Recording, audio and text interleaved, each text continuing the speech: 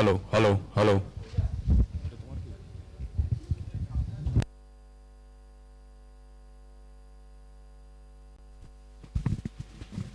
Hello hello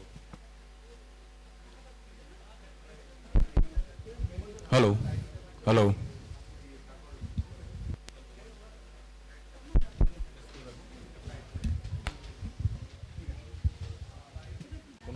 hello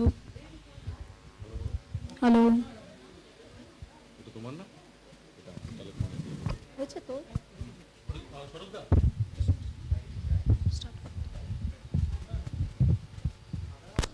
stream হচ্ছে, ঠিক আছে, স্ট্রিম ঠিকঠাক হচ্ছে। এখানে আমি এখন স্ট্রিম কোনটা করবো, স্ট্রিম কি করবো, গুগল মিট এটা স্ট্রিম হচ্ছে, আর আমি আমার ক্যামেরাটা দিয়ে প্রেজেন্টেশনটা আমি এখানে আধা স্ট্রিম করে দিলাম। পুরো না, এখন আগে এটা হবে, তারপর যখন স্পিকার আসবে তখন তুই এসে পিপিটিটাকে বসাস। না না, এই দেখো আমি এটা স্ট্রিমিং আছে, ঠিক আছে, স্ট্রিমিংয়ে আমি গুগল মিটটাকে ফিক্স করে রাখলাম, ঠিক আছে।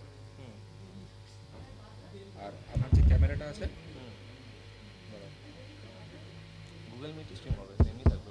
না না না না না, আলাদা আছে আমার সিস্টেমে। আমি স্টার ভার্চুয়াল ক্যাম করলাম করে Google মিটটা, Google meet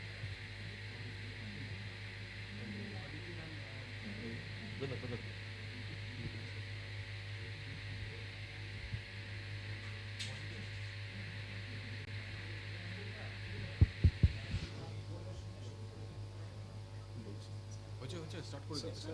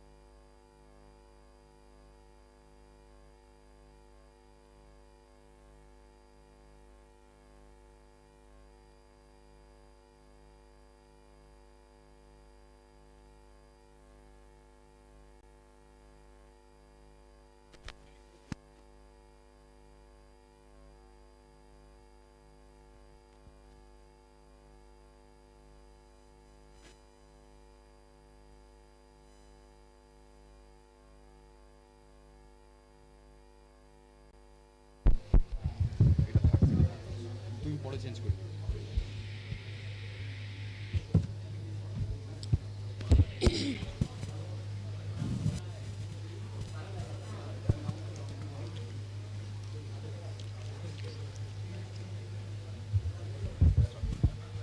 Good morning, one and all. Hello. Feedback হচ্ছে তো। Hello, hello. Feedback হচ্ছে। Good morning everyone. Please take your seats. All are requested to take your seats.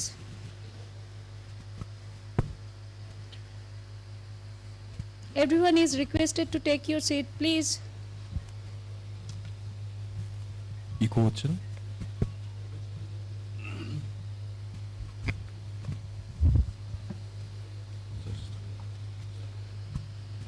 Good morning, one and all present over here.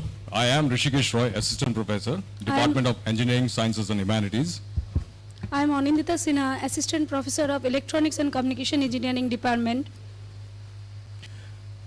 Siliguri Institute of Technology is proud to organize a two-day international conference on data science and communication 2023, jointly organized by the Department of Electronics and Communication, Engineering and Department of Engineering, Sciences and Humanities.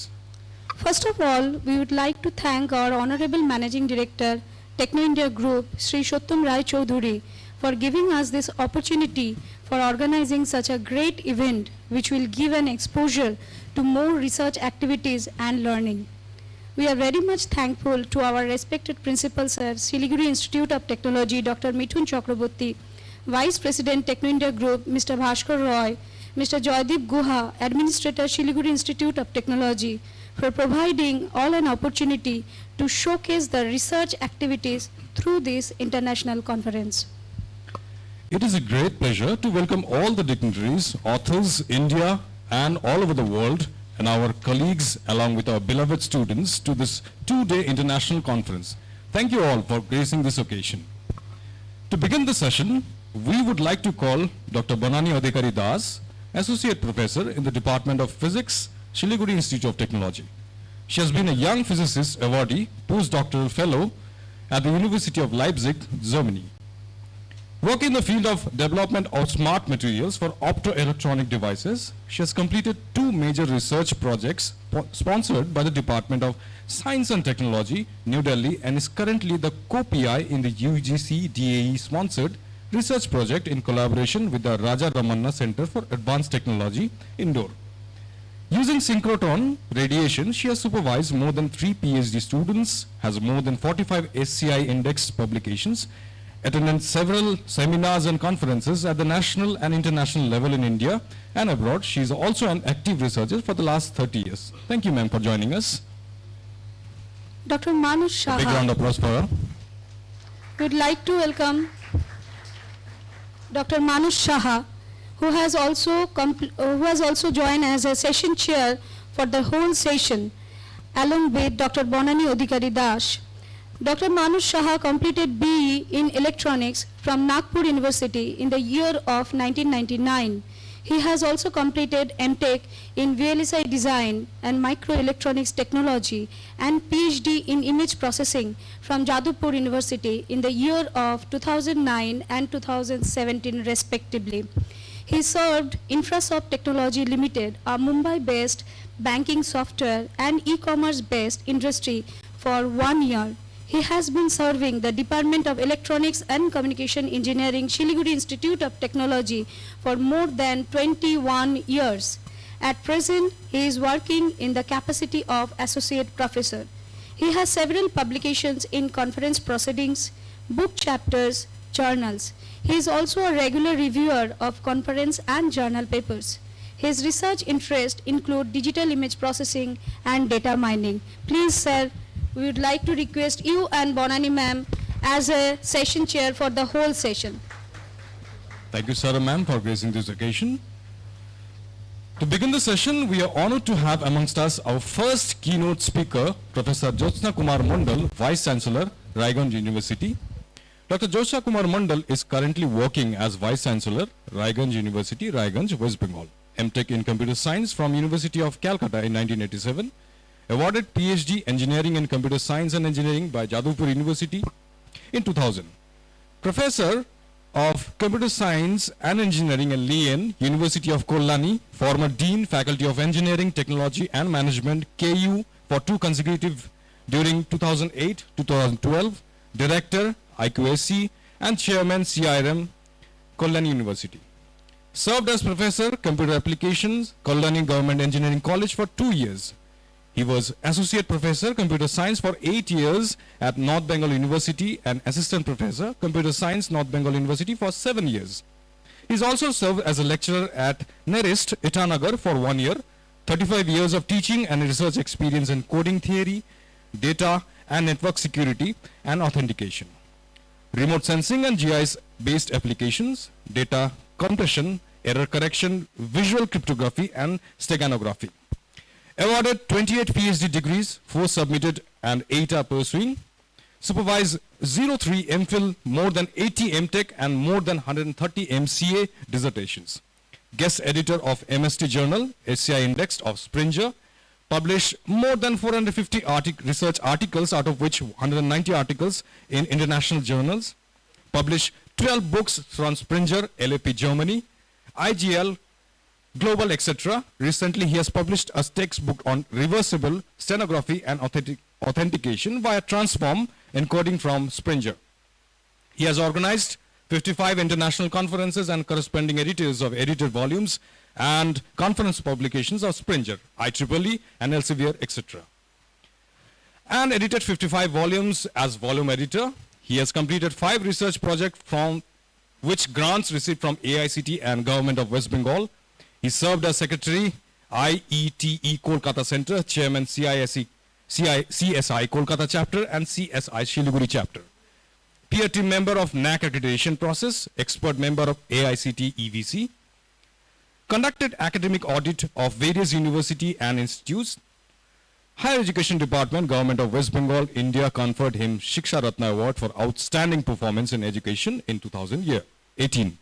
We'd like to call our Honorable Principal Sir, Siliguri Institute of Technology, Dr. Mithun Chakraborty, to felicitate Professor Jyotsna Kumar Mandal, Vice Chancellor, Raiganj University.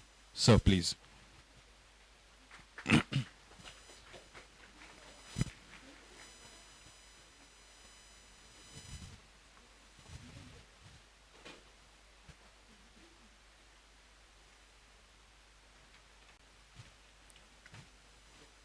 Thank you so very, sir.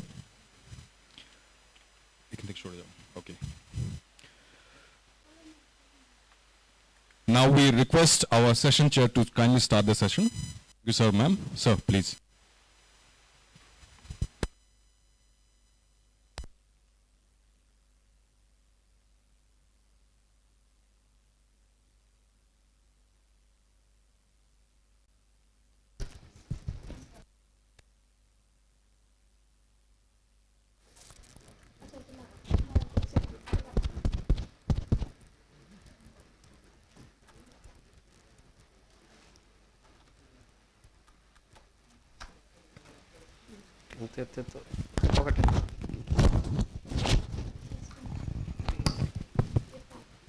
এটা কাজ করছে তো পয়েন্টারটা কিন্তু কাজ করছে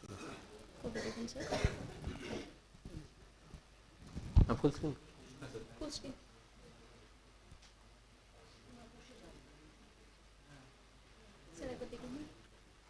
না ব্যাটারিটা নেই মনে হচ্ছে হ্যাঁ ঠিক আছে আমি এখান থেকে বসে থাকি so good morning to all. So I am just going to enlighten you about the security aspects using machine learning approach. Particularly I shall cover the aspects of neural computing and security aspects of that. Now, if we think of the scenario,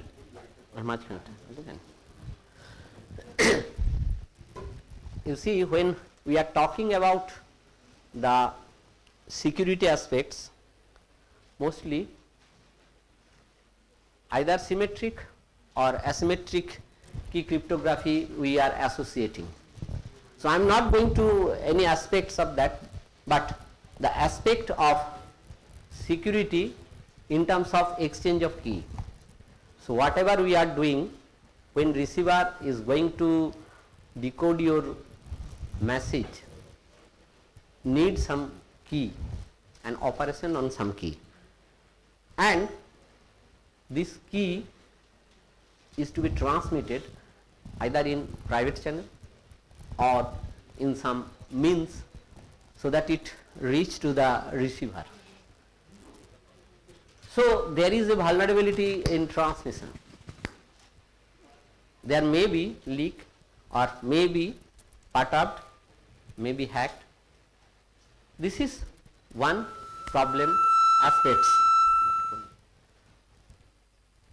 Second aspect is that if we think of public key cryptography, in public key cryptography most of the cases we are using at the beginning of exchange of the information, what we are doing, we are exchanging the keys. A pair of keys is there, private key, public key. So some key exchange process is there. Suppose Diffie-Hellman key exchange process is there, the famous process. But this Diffie-Hellman key exchange process is suffering from man in the middle attack. So if your exchange session is interrupted by the man in the middle without knowing the sender and receiver, he can change it, he can perturb it, which is not known to either sender or receiver. That is your man in the middle attack. So, but we are using still lot of secure key exchange techniques are there, two-way, three-way, multi-way, lot of methodologies are there, but this is the classical system. So, my aspect is that why not eliminating the chance of man in the middle attack in terms of neural computing. Very precisely, because half an hour it is very difficult to go for this. I will give some results and other things what we have done in various tuning methodologies. So, here for this purpose we are using the, so this is the objective, I am not going into this. So, we are trying to eliminate the key exchange, try to generate the key at two end of the transmission. That is the objective in very nutshell. So, for that we are using tree parity machines. We have a persistent system where we have the input layer, hidden layer and output layer. And this methodology is being used to train the network at both end, not single end. In most of the cases we are using a single neural architecture, maybe tree parity machines or some other whatever have, we have lot of other things, I am coming to them. But here we are initiating two tree parity machine at two end of the network at the beginning, and these are being tuned in some methodology. And in this lecture, three learning rules are used: Hebbian, anti-Hebbian and random walks to tune the network. And at the end of tuning of the network, the edges, nodes of both sides of the network is identical, and from here we generate the session key for that particular session. This is the basic methodology for this lecture, and how it behaves, how we tune, how much hidden layer I can use. Is it necessary to tune the complete network, or I can go for some particular group of a leaf of some node of that network, so that I can have my work. And what is the outcome as a result? The outcome is that you see that the intruder, man in the middle, does not know about the architecture at both ends. That is the first thing. Second thing is he does not know about the number of hidden layers, he does not know number of input neurons, does not know about the outdation methodology. So, the complexity for tuning arbitrary network by the man in the middle is quite difficult. I cannot say impossible, definitely in computer science impossible is not there. So, but it is very difficult, because you see that the intruder has to go for all sorts of architecture, all types of architecture, all number of hidden layers. He does not know. Even he does not know about the tuning methodology, learning rules, and the whether I am tuning the complete network or I am tuning a group. So, with this perspective, my first experiment is the tree parity machines. You see, this is the methodology. So, let us see that we have single hidden layer first, and we have used the synchronization. We are using the initializing the input with the random input vectors, absolutely random, and later on in the midway I will show you that we have used the chaos theory for generating the random numbers is random binary numbers. So you know that ergodicity of the chaos logistic equations, sensitivity is enormous, but it will produce the same output if you have the same equation and identical input or initial values of your system parameters and your number, whatever may be. So there may be 2D, there may be 3D, different logistic equation we can use here, we have used here. So that extensively it is very difficult to go here, but definitely I will go, and for that tuning is very efficient. I will show you that in normal concept that when I am increasing the hidden layer, so our perception is that the number of cycles for tuning will be increased, but you will see in some cases that it is reducing drastically. So now you see that how we are updating, what is the methodology? We are using some signum function, and you see that we are using that for updation, and first you see that the input vectors are generating within using this equation. And how we are synchronizing? What is the methodology for synchronization? The methodology for synchronization is that when we are computing this and generating the value of output neuron, it is computed from both sides, from the input vector at each end. Both input vectors are absolutely random, because does not know, there is no communication between the sender and receiver. I am taking random input vector and receiver also taking the random input vector. So if output we are generating, we are exchanging the output which is a single bit. So if output is equal, then we are using some updation rules, maybe Hebbian, maybe anti-Hebbian or random walks. Based on that value, we are updating the nodes and edges and computing the output again. So after certain cycles, you will see that both of the network at both ends will be identical.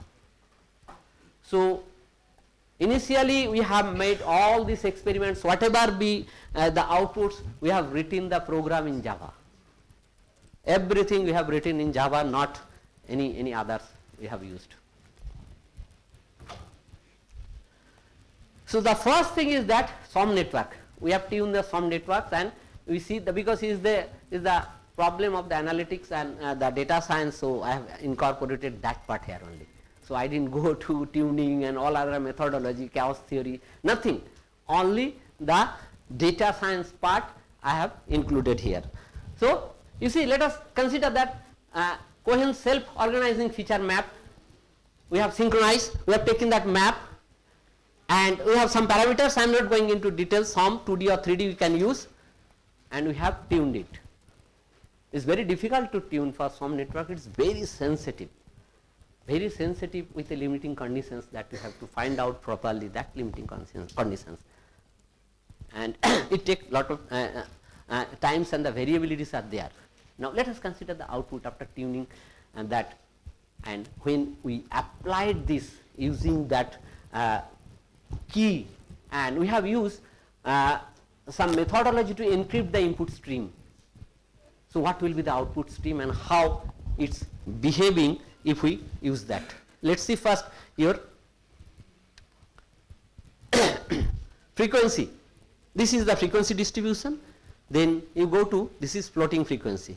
You see, this is the floating frequency of the output after tuning, generating the keys and encrypting using some methodology. I am not going into details of the methodology how I have encrypted.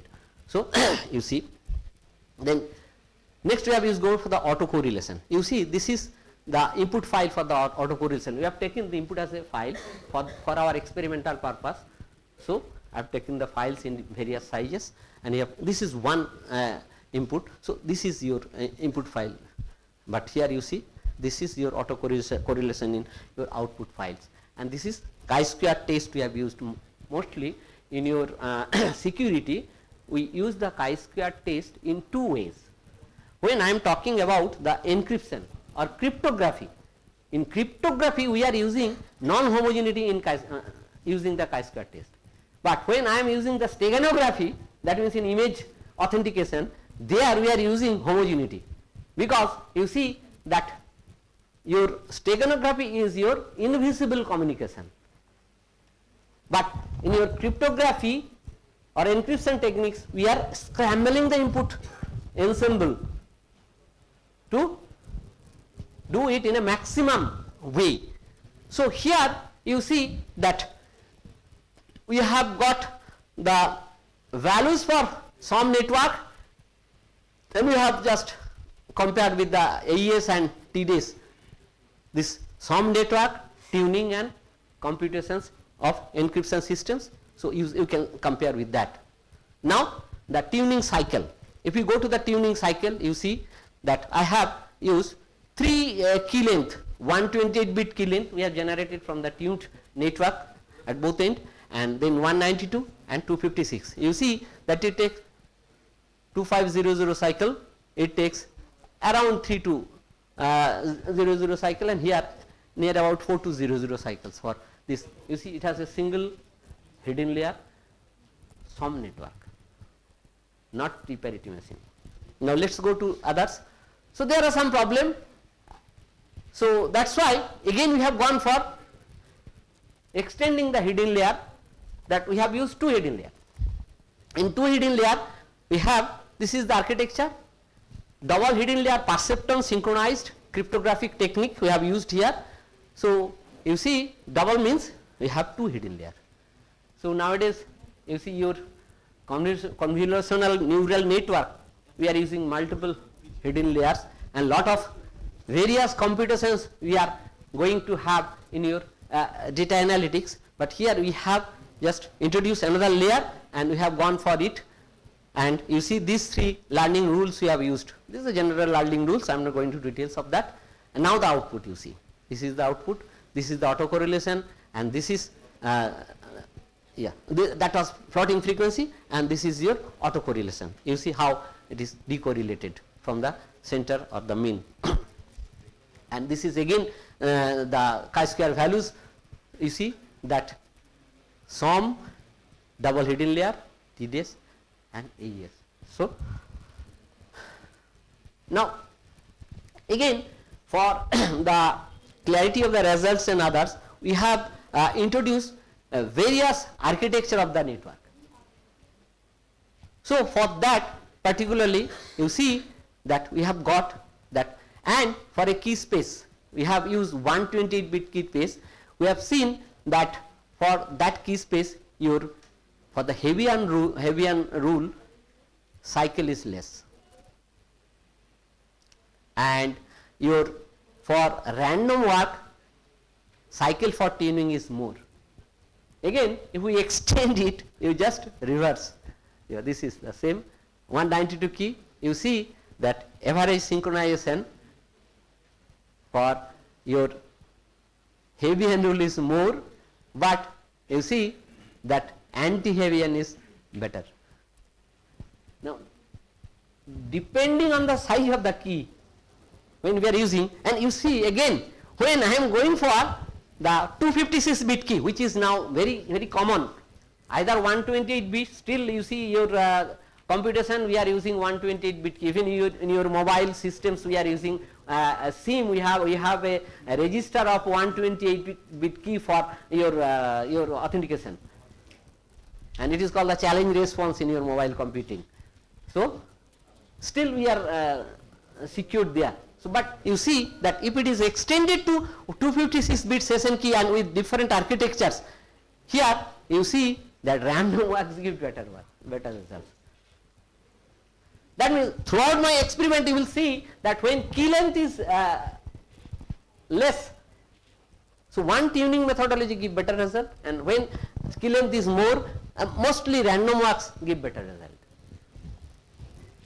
So here now you see I have used the double hidden layer, and you see that means intermediate computation has been increased, but you see that tuning cycle has been decreased.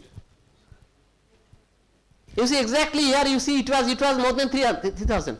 Here you see 4200 in previous. So what I was talking about, that if we increase the complexity of the network, then the cycle for tuning is not increasing at all. That means that is the main advantage of this using learning rules and learning methodology in heterogeneous network with multiple hidden layers. So here you see that we are using absolutely random seeds. Input vectors are absolutely random. So can we have identical input vector at both ends? Can we thought of that without transmitting anything? So that can be achieved by using the chaos theory. How? If you use the chaos theory, if you use the same logistic equation, and if you use the identical system parameters, the values will be identical. So if we have a conceptual frameworks that I shall use these logistic equations, I can go for that type of computations. Not necessarily it will regenerate the same thing if you start with the same equation and same system parameter. It is absolutely fine, but very sensitive. Otherwise it is very sensitive. That is called the ergodicity of the logistic equations of the chaotic maps. So normally these chaotic equations are used in the physics, Brownian motions and other, they describe using that. It was a hard mathematical things, but we have introduced here in this sessions. And you see that we have the double hidden layer, we have used the chaos theory. Let's see the things. You see it is better. Again you see the floating frequency is much better here you see, and you see autocorrelation. It is absolutely decorrelated. And also here you see we have compared all these things. This is chaos, this is double layer, this is SOM, this is TDS, and this is AES. Extensive analysis we have made. So this is not, this is very few analysis I am showing you here, but we have lot of other analysis exactly, and then it is not, time is will not be permitting that. Then this all these 7 architecture we have fabricated into the NIST test bed. What is the NIST test bed? In NIST test bed we have the 15 tests for all these computations. I think if you go to the NIST site, they have a white paper on that. They have all mathematical computations and they have all the threshold points. Everything is there. If you can implement it, then if you can judge your betterment, how much better of your technique. That means out of 15 tests, if all 15 tests are passed, it is the quality that whether your test, your system is passed by that particular parameter or not. So out of 15, if your system pass all 15, that means it is more acceptable. Nowadays when you are writing the articles in your cryptographic systems, so you have to follow that NIST test bed. Is called the NIST test bed. So in NIST site you can download it, you can see it. So that also we have done it. So but I think it is not here because of the paucity of time. You see for the 128 bit, again you see that your Hebbian rule is giving and random walk is more. And if you go to, and you see I have used multiple architecture, multivarious architecture we have used, and we have tested all these things. For all cases we have tested it. And then you see if you go to 192 bit session key, they are just, you see the average synchronization for your anti-Hebbian is there. And if you go to the 256 bit, now definitely random walks again is better than that. So now you see that I have used chaos theory, I have used chaotic equation for computation of the random number, and not only that, you see NIST has prescribed 3 tests whether your random number, random binary number is truly random or not. Three tests are there.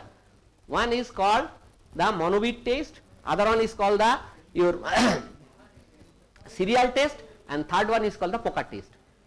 So if three tests are satisfied, then your binary generation from chaotic equation is truly random. That means if I have 5 1 and 5 0, then you see 50% of the bit is 0 and 50% of the bit is 1. That is also random, but it is not true random. But if you generate 1 0 1 0 1 0, that means that is absolutely random.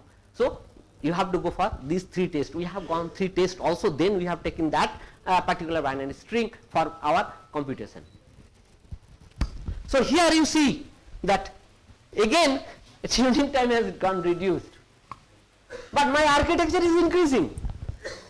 My architecture is increasing. Hidden layer is increasing.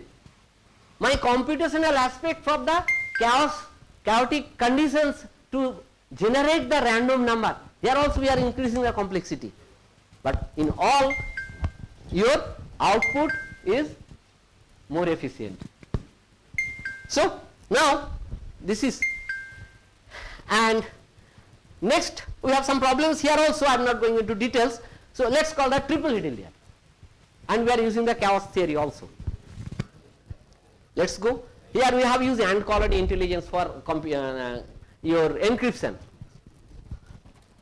and there we have used the feedness functions and everything, whatever the possible. 3 minutes হয়ে যাবে, কোনো চিন্তা নেই.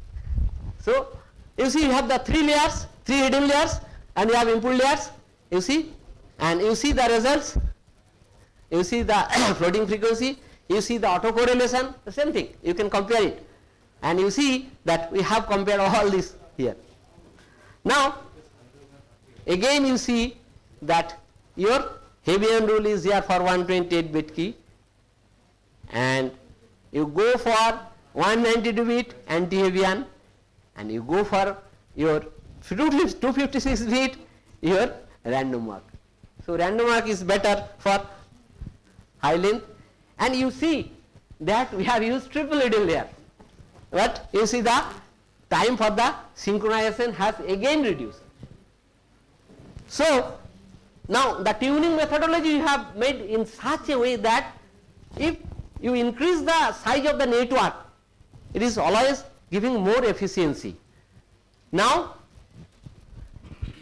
the major thrust we have given for a group for generating the key and encryption. Is it needed that complete network to be tuned every time? No, that we have shown you here. We have gone for a group tuning, particular group of the network, not the complete network. So intruder, how intruder know that which group I have tuned? It is very difficult to identify the group. If the architecture of the network may be known in some robust computations, but still you see that which group I have used, you don't know. So that we have used here, group tuning. You see particular group we have tuned in both end with, you see, triple hidden layer, chaos theory, we have used chaos, and you see the result here. Yeah, you see, and you see comparison with all along with your TDS, and again the same concept, yeah, and you see that in 256 bit key we have the random mark gives the better results, and but as we are going for a group tuning, so tuning take more cycle. That is one disadvantage, but the security aspects is excellent, because you see I have the network, I have a complete network, but I am tuning a part, and after tuning that part we are coming out from the session, and we are taking the session key and we are going for encryption, maybe on the fly or maybe whatever may be. So these are we have, so we can use a model where we can cascade these systems. These are some computational complexity that you have, and you see this is, I think, analysis of the results, that you see when we are increasing the synaptic length, our synchronization time or cycle is decreasing in all cases. You see that these are all cases, I think, whatever we have made. So this is in short how we can use the neural computing systems for generating the session key. For security aspects, we can use any cryptographic technique after tuning the system, and that's my lecture in very short. Thank you very much. Any questions? I am happy to answer you. Thank you, sir. ठीक है जी? Thank you, sir. Sir, did you implement it practically? Yeah, this is the implemented result. In some technology we have used, but not physically we are applied it. Applicability or usability, that we not got. Someone give me some options, so I may go for it. You may go. No, it's not that. Till now it is not there. Complexity is not more, but we have reduced that in some way. We have that technique. That is not so simple, but it is your turn that you can have that to implement here, and that we can help you. Any more question from the audience? Students, do you like to find? Yes, please.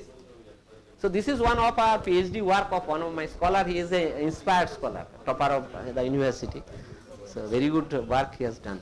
Now we are continuing this work, but this time we are planning for that, but we didn't get any opportunity to. Sir, I'm Dr. Mohammad Ghulam Rashid, Associate Professor from the University of Rajshahi, Bangladesh. Yeah. Yesterday I come here. Okay, so you are here dealing with the session key, right? I mean, Mostly session key. yes, and we know the Diffie-Hellman key exchange is Yeah. for That we are reducing. to exchange the secret key, We are not exchanging. not exchanging. Yeah, we are not exchanging. Okay, so We are generating. generating. Yeah. Okay, so how about the ECC key exchange? ECC means electrical cryptography. Exactly. No, that is different. Yeah. That is quite different. Okay. This is not the neural tuning. I am coming for NLP. That you see, machine learning systems, NLP. Your ECC is not NLP. Okay. It is a mathematical computation that if you tag it here, output may come from here. So in simple case, I can say you. Okay. So it's quite different, and methodology is different, and philosophy is different. Okay. ECC is a computational methodology, Yeah. guided using some guided mathematical rule.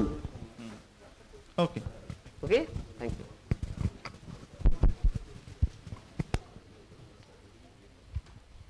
Any more question from the audience? Or we shall close this talk here. Okay, thank you very much, sir. Thank you. Thank you so for much, sir. patience hearing. Thank you so much for getting the occasion. Just a small request, please do not move hither and thither. People have flown from different parts of the country as well as abroad. Please remain seated and stop. Lot of noises coming. Students, I request to please calm down for the moment. So we are moving on to the next session.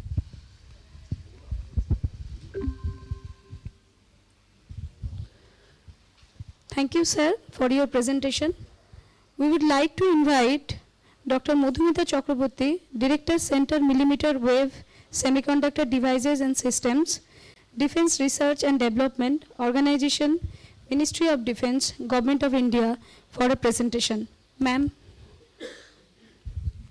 I request the students not to use your mobile phone or make any videos because this is very sensitive issue. So that's just a request. Please keep that in mind. Thank you very much, ma'am.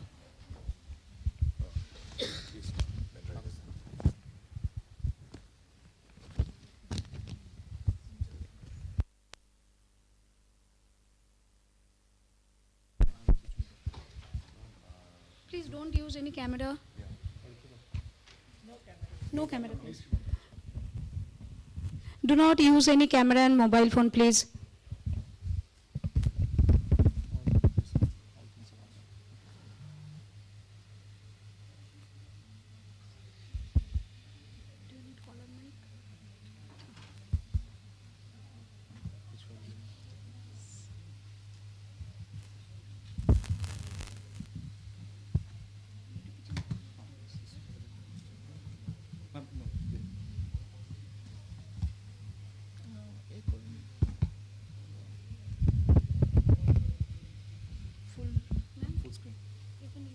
this. Do you need to use this? Oh, middle one. Middle one, next slide. So actually I prepared this lecture as a general lecture for the inaugural session. But somehow there was some sort of miscommunication. This is not a subject lecture, that is what I mean. It's in general for everybody, just for means some information about the DRDO. So DRDO, basically we are working on self-reliance of defense since last 65 years.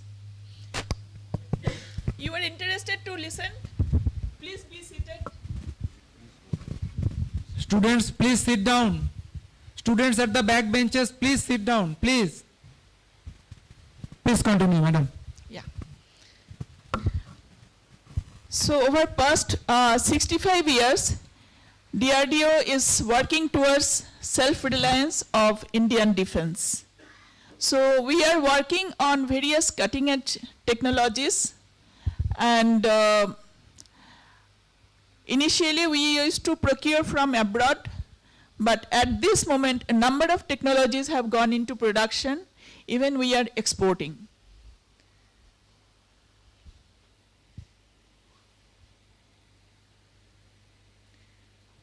So we started in 1st January 1958, and to talk about the mandate of DRDO at this moment, we provide assessment and advice on scientific aspects of weapons, platforms, and surveillance sensors, carry out research on cutting-edge technologies, design, develop, and lead to production state-of-the-art sensors, weapon systems, platforms, and allied equipments. We also support cyber architecture and develop cyber deterrence capabilities. So the previous lecture was very important for us, sir. To design and develop space-based defense capabilities. We have our own satellites now, so, and we are taking care of satellite-based defense also. So this is our journey. DRDO started with only 3 crores budget, and then in 80s we had started integrated guided missile development program under Dr. Kalam, and we have developed major missile technologies during under his guidance. In 90s, DRDO launched light combat aircraft, electronic warfare, cavalry for Navy, and 95 to 2005, ballistic missile defense, Agni, AWACS have been developed. And at this moment, the product and technology has gone into production, and major systems we are giving to tri-forces, and some of them are, we got some export, orders also. So we have 58 labs across the country. Eastern side we have little less presence. We have ITR and PXC working in Chandipur, Balasore, and we have recently established a lab in Kolkata.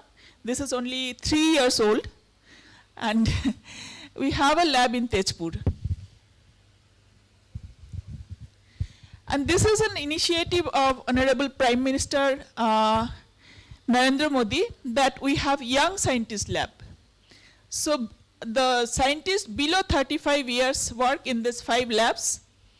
There is artificial intelligence in Bangalore, asymmetric warfare technology in Hyderabad, cognitive sensor technology Chennai, smart materials in Hyderabad, and quantum technology in Pune.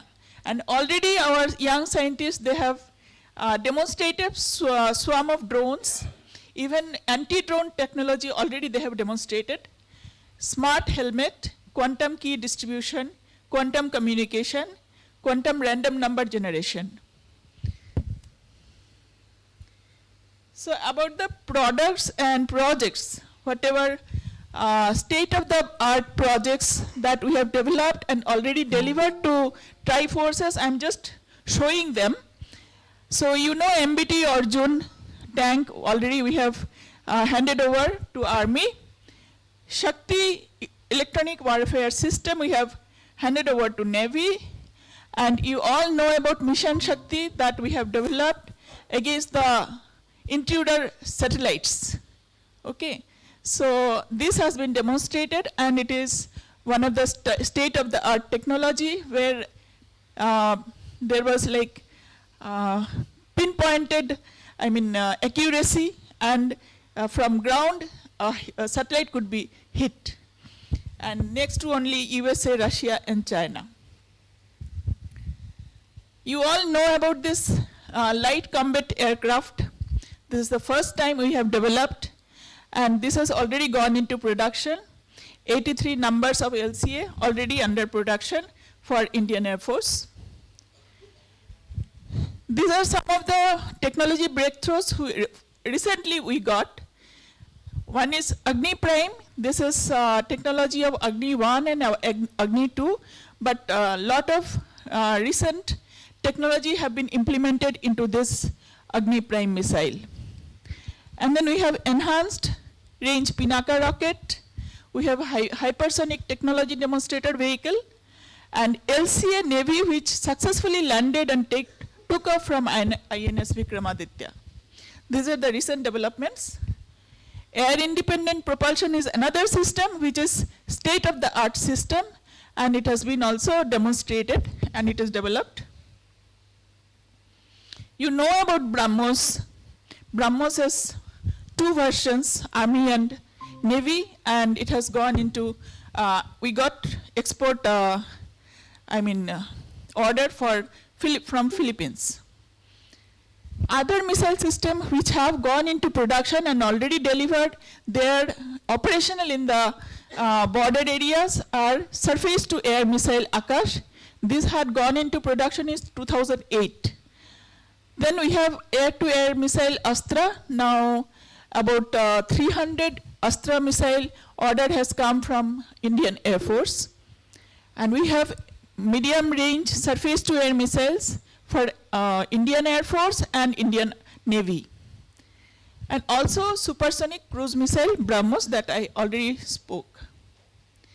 Other missile systems which have cleared the user trial. Actually, there are different stages of trials. Initially, we design, then we do the development trial to understand, we evaluate the performance of the missiles, and when we are satisfied, we offer that to the users. Users means Triforces. So according to the user requirement, we have to fly them and show them, yes, it is able to satisfy your requirement. So these are the systems which have gone through user trial successfully. That is Helena, helicopter-based missile, smart anti-airfield weapon, guided Pinaka, QRSAM, ATGM, and Nirbhay. These are also some of the missiles which have gone through user trials. Sorry, I think I'm going back. Yeah, and then you know this for aeronautical systems, we have AWACS. This has already been demonstrated, and 3 AWACS can cover the full country for surveillance and intruder notification. And we have some unmanned aerial vehicle which can go to some distance to the neighboring country, get some information, come back. Also, we use them as a target for testing our missiles. And then we have various tanks, combat vehicles and engineering systems, bridging systems. armaments already have been developed and given to the army, ammunitions. And this is one of the major area where we have succeeded, and there are different levels of radars that we have, we have designed and developed already. And they are already working. Portable for border surveillance, location of artillery fire, small and low flying targets, mobile system for aerial surveillance, sea and aerial targets, 3D surveillance radars. This is used for Akash also, and low and medium altitude targets in mountains.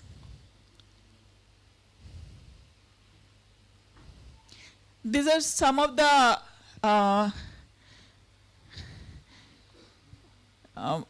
surveillance radars which we are using. Already we have, these are already produced. They are not, we have not purchased any components also from outside. Even component level fabrication is done in India, completely indigenized. And then we have sonars, torpedoes and decoys. So all these are the products and projects which we have already delivered and going to deliver to the armed forces. And now I'll be talking about the lab that we have established in Kolkata. So this is a millimeter wave semiconductor fabrication lab. It started with a project with Calcutta University, and the facility was built under the project. So recently in 2020, we have started it as a DRDO separate unit, and we have initiated the millimeter wave semiconductor fabrication. Why this semiconductor fabrication? Other band chips and all we are able to get commercially also from outside. But millimeter wave and terahertz semiconductors, they are in denial regime. Passive circuits we can get, but sources nobody gives us. So it was felt that we should manufacture our own systems, because world is going towards millimeter wave and terahertz. Other bands are already congested. So with this aim we started. And mostly these systems will be working in missile, will be used in missile sensors. And we are working under missile cluster. We have got state-of-the-art clean room complex, class 100, ISO class 5, 6, and 7. We got climate control systems which work 24/7 and maintain 24/7, all these systems. And we got some major device fabrication machines used for source fabrication. This is the complete cycle of fabrication which we use in our facility.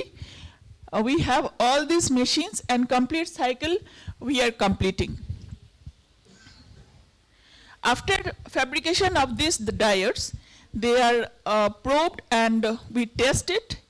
And next we have to make the source out of these diodes. So that facility also we have, we are making source, we are designing cavity and making source, and then we are testing the sources. Apart from this, that I spoke about the silicon-based devices. Now we are going to higher power devices, and we started GaN-based, gallium nitride-based devices. Gallium nitride is another very recent research technology. Now, till now, all the research on fabrication of semiconductors were going on in silicon. But silicon can go up to something like 300 gigahertz. More than that, if we want to go, we have to go for some other material like silicon carbide, gallium nitride. So as we are going high and high above in frequencies, in terahertz range, the interest in research for GaN, silicon carbide, this is increasing. So we have already taken up, and GaN-based devices we have started. And another material is graphene.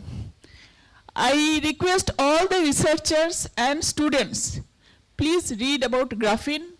This is a wonder material, and really we can fabricate many things with graphene. It's not yet much mature technology, but we have to take up. We already have taken up this. We are making antenna with the graphene, and we have started designing devices also using graphene.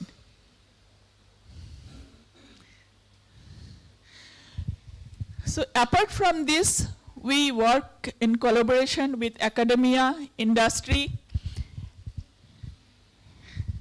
So we work with private industry, academia, think tanks, and others.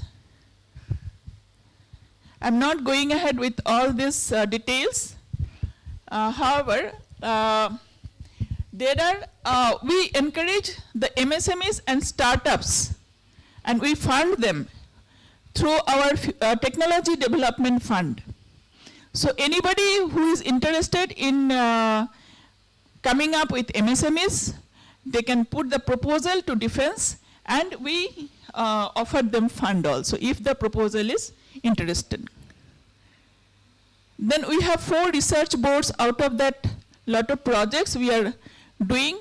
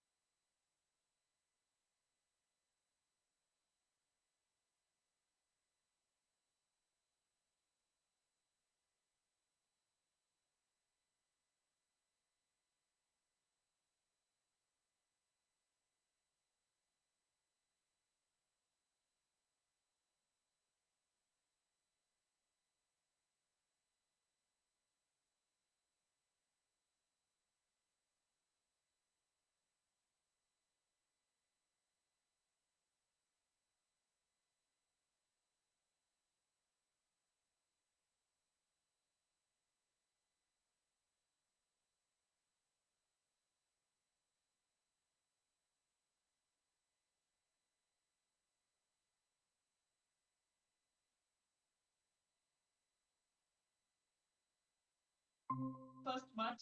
So if anybody is interested, please go ahead. So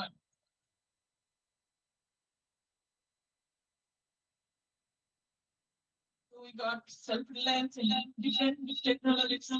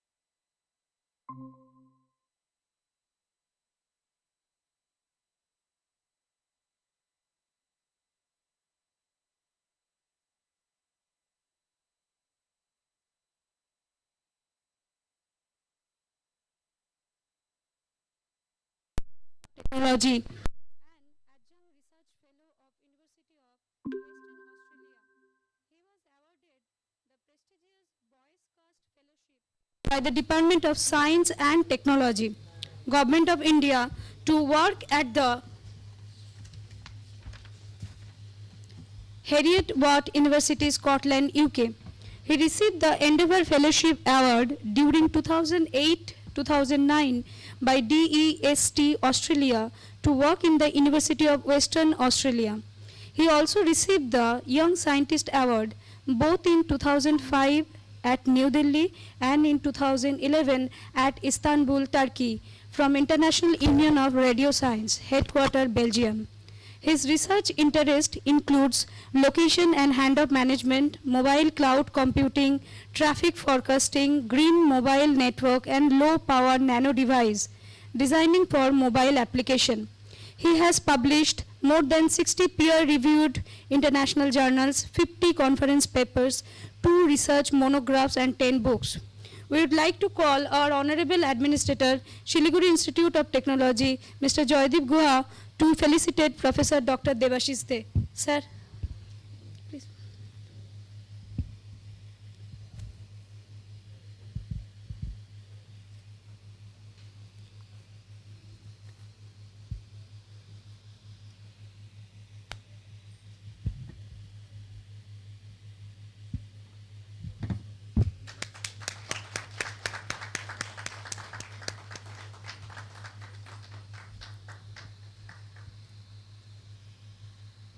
Thank you, sir. Now we are going to hand over the session to Dr. Bonani Udhikari Das and Dr. Manos Shaha.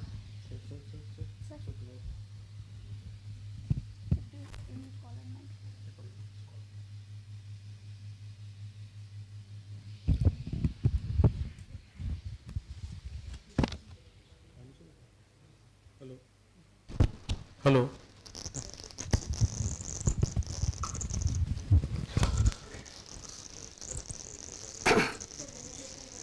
Is it touch?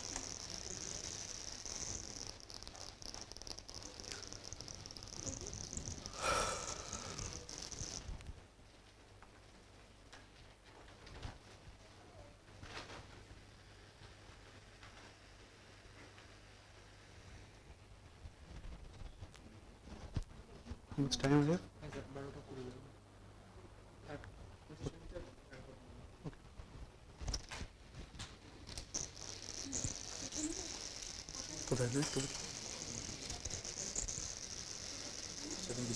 Yeah. Enable location.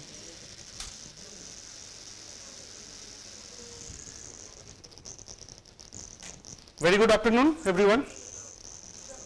Good afternoon. And today I am just going to discuss on the very interesting topic of Internet of Drone Things, right? Everyone know that IoT is part and parcel of our life. So when I first met yesterday, Principal Sir is talking that he just came out of the class from IoT, right? Also, Debajyoti said that his favorite topic is IoT. So IoT is a part and parcel of our day-to-day life. And what is the IoT? Actually, it controls the things over the internet. So, for example, very interesting example, we have Ola and Uber. We use almost every day for our transportation purpose. And I was thinking that whether we could, we could have something kind of this kind of thing here for drones. That I came 2 days before and I was just waiting there near the petrol pump. Have you seen the petrol pump? And lots of cars are going, they are asking me, I was standing there, they are asking me Darjeeling. So fascinating to know that, just 2 hours journey, right, sir? And sir, you have mentioned that G20 is happening, and So we get the opportunity to roam around, and it's a very beautiful place, and that is one of the reasons to come here. And see, we are thinking that in maybe next 4 or 5 years, we will be having the drones here. Maybe SIT can take the lead role, where the students can develop this system like Ola and Uber, and the drones are now capable enough handle of human being. 150 kg it can handle. And already India has developed, I think DRDO also developed, and those some drones, I think our Prime Minister has opened the drone, and I was fortunate to sit on drone, and it can fly to any height. And instead of ropeway, I was in that place, Rangit, that river? Yeah, and there is some making some ropeway. So maybe instead of ropeway means wired. Now wired age is gone, it should be wireless, right? 5G is coming, 6G is coming. So we should have a wireless drone based vehicular system, which we can go to Kachiang, we can go to Kalimpong, and Darjeeling is especially this area has a lot of potential. Now this Internet of Drones means we are controlling the drones. You can see multiple drones in this picture, and all the drones are connected to each other, not independent drones. Like the Ola or Uber, multiple Ola we can call, right? So only one can respond, isn't it? Only one car will come you, which is closer to you, are interested to go a certain destination, right? And that is the motto of development of this Internet of Drones. Now why internet? Because without internet there will be no coordination, right? So on the fly, on the sky, if someone is want to know what is the location of Devashish, those who are in the vehicle or the drones, they can easily track my positions. Any accident or any kinds of event happens, we can find it out through the drones, through internet. And the coordination among the drones are very important. Now the question is, to develop these things, we need basic knowledge of cloud computing and mobile networks, right? We call it mobile cloud computing. So 2015 we have written one book on mobile cloud computing, where you can see this is 2015, I think 7-8 years before. So if you see, everything is now app based, right? Using mobile app, you can do anything. You can book your food also, isn't it? We can book anything, any kind of service, train service, railways and flights, everything we can book through the apps. And apps are connected to the cloud. And everything is possible. Mobile to cloud connection is only possible through the internet and using the apps. So we are developing a center, we have developed a center called Center of Mobile Cloud Computing at our university, where we are doing the research on the mobility. Mobility means everything is wireless. So earlier it was wired, now we are going towards more and more wireless. So when you are going for wireless, a lot of problems are coming up. So for example, the data mobility is another big challenge. Also the vehicular data. So lots of data is coming day by day, every time. Now we do not need any sensors to put. Everyone has mobile phone. You know that when we are going to, say, from this place, SIT to NGP or to Bagrogra, you see the Google map, right? How this Google map is showing green or red? Can anyone say? What is the technology behind it? Are you putting any sensor? Google is putting any sensor? Then? By sensing acceleration. Sensing acceleration of whom? Set means yes. Actually, earlier sensing means we have to put some sensor. Now it is all virtual sensing. This topic is known as virtual sensing. That means the people moving from this place, SIT to Bagdogra, say, they will, the lots of hundreds of cars are moving, and the Google is tracking the movement of the cars, and your mobile phone's accelerometer is on. And by that way, they can understand whether it is green or blue or, right? Actually, they are moving, they are actually sensing the cloud. This technology is known as mobile cloud sensing. We are sensing the cloud. Cloud is very important. So we are not, they are not implementing any sensor. So they are using your mobile phone and using your sensor, and through that Google is giving the data to the whole world what is actually happening. And they are also earning money without investing anything, almost, right? So they are not putting any sensors. So they are all virtual sensors, right? Also drone data, geospatial mobility and smart city. You know that we call it smart city. Smart city is a buzzword for last couple of years, and India government has started smart city in various areas, right? Now the question is, what is the definition of smart city? One of the parameters is mobility. Agree? How to measure, if I ask you that Calcutta or Bangalore, which is more smarter? How, sir? How we can conclude? Yeah, actually it's not only, yeah, I agree, but at the same time you have to see the mobility, average mobility of the city. Means based on the road condition, based on the road type, if you see the average mobility of the vehicles, it is possible. Using mobile cloud sensing, it is possible to find out the average mobility of the vehicles in certain areas. So if it is say 45 in Calcutta, if it is 50 in Bangalore, then Bangalore is higher. But if it can be reversed also, right? Based on the rain and other conditions, it can differ. So there are various mobility patterns coming up to find out the smartness of a city, right? So the city planners are actually using this mobile cloud sensing technology to develop the, you know, city futuristic planning, how to develop the roads, buildings, and ISRO is doing a lot of projects on it. So technology is called geospatial mobility. You know, they are planning where will be the road, right? If you build a road on the river side, then after 10 years it will be obvious it should be off, right? So that planning is very important. So, you know, these are the techniques. So in computer science we use PSO, GSO algorithms, particle swarm optimization or gluon swarm optimization algorithms to find out the mobility patterns in the mobile cloud computing domain. And we are using this, all these things in our Internet of Drone Things platform.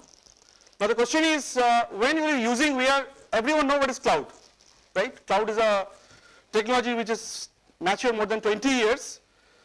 Now the question is, anyone can say any cloud name? Huh? Azure and AWS? Amazon AWS, right? Now what is the location of AWS? What is the location of cloud? Amazon or AWS? No. Forget about world, come to India only. Why it is in India? Mumbai, yes. How you know? Very interesting, thank you. Okay, great, thank you.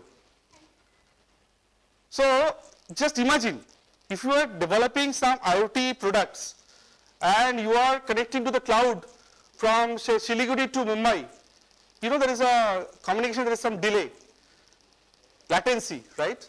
So is it allowed? So much delay.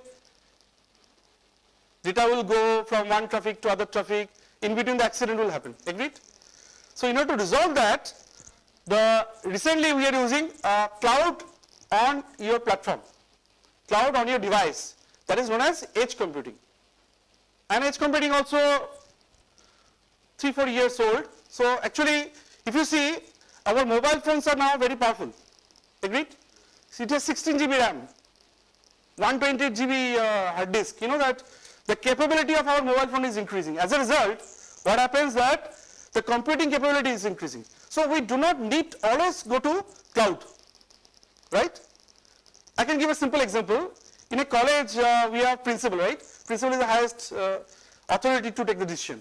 So any problem, any student, whether you will go to principal directly, where you will go first? HOD. So HOD is your edge, agreed? So you can easily access your HOD and you can resolve or the class teacher or whatever.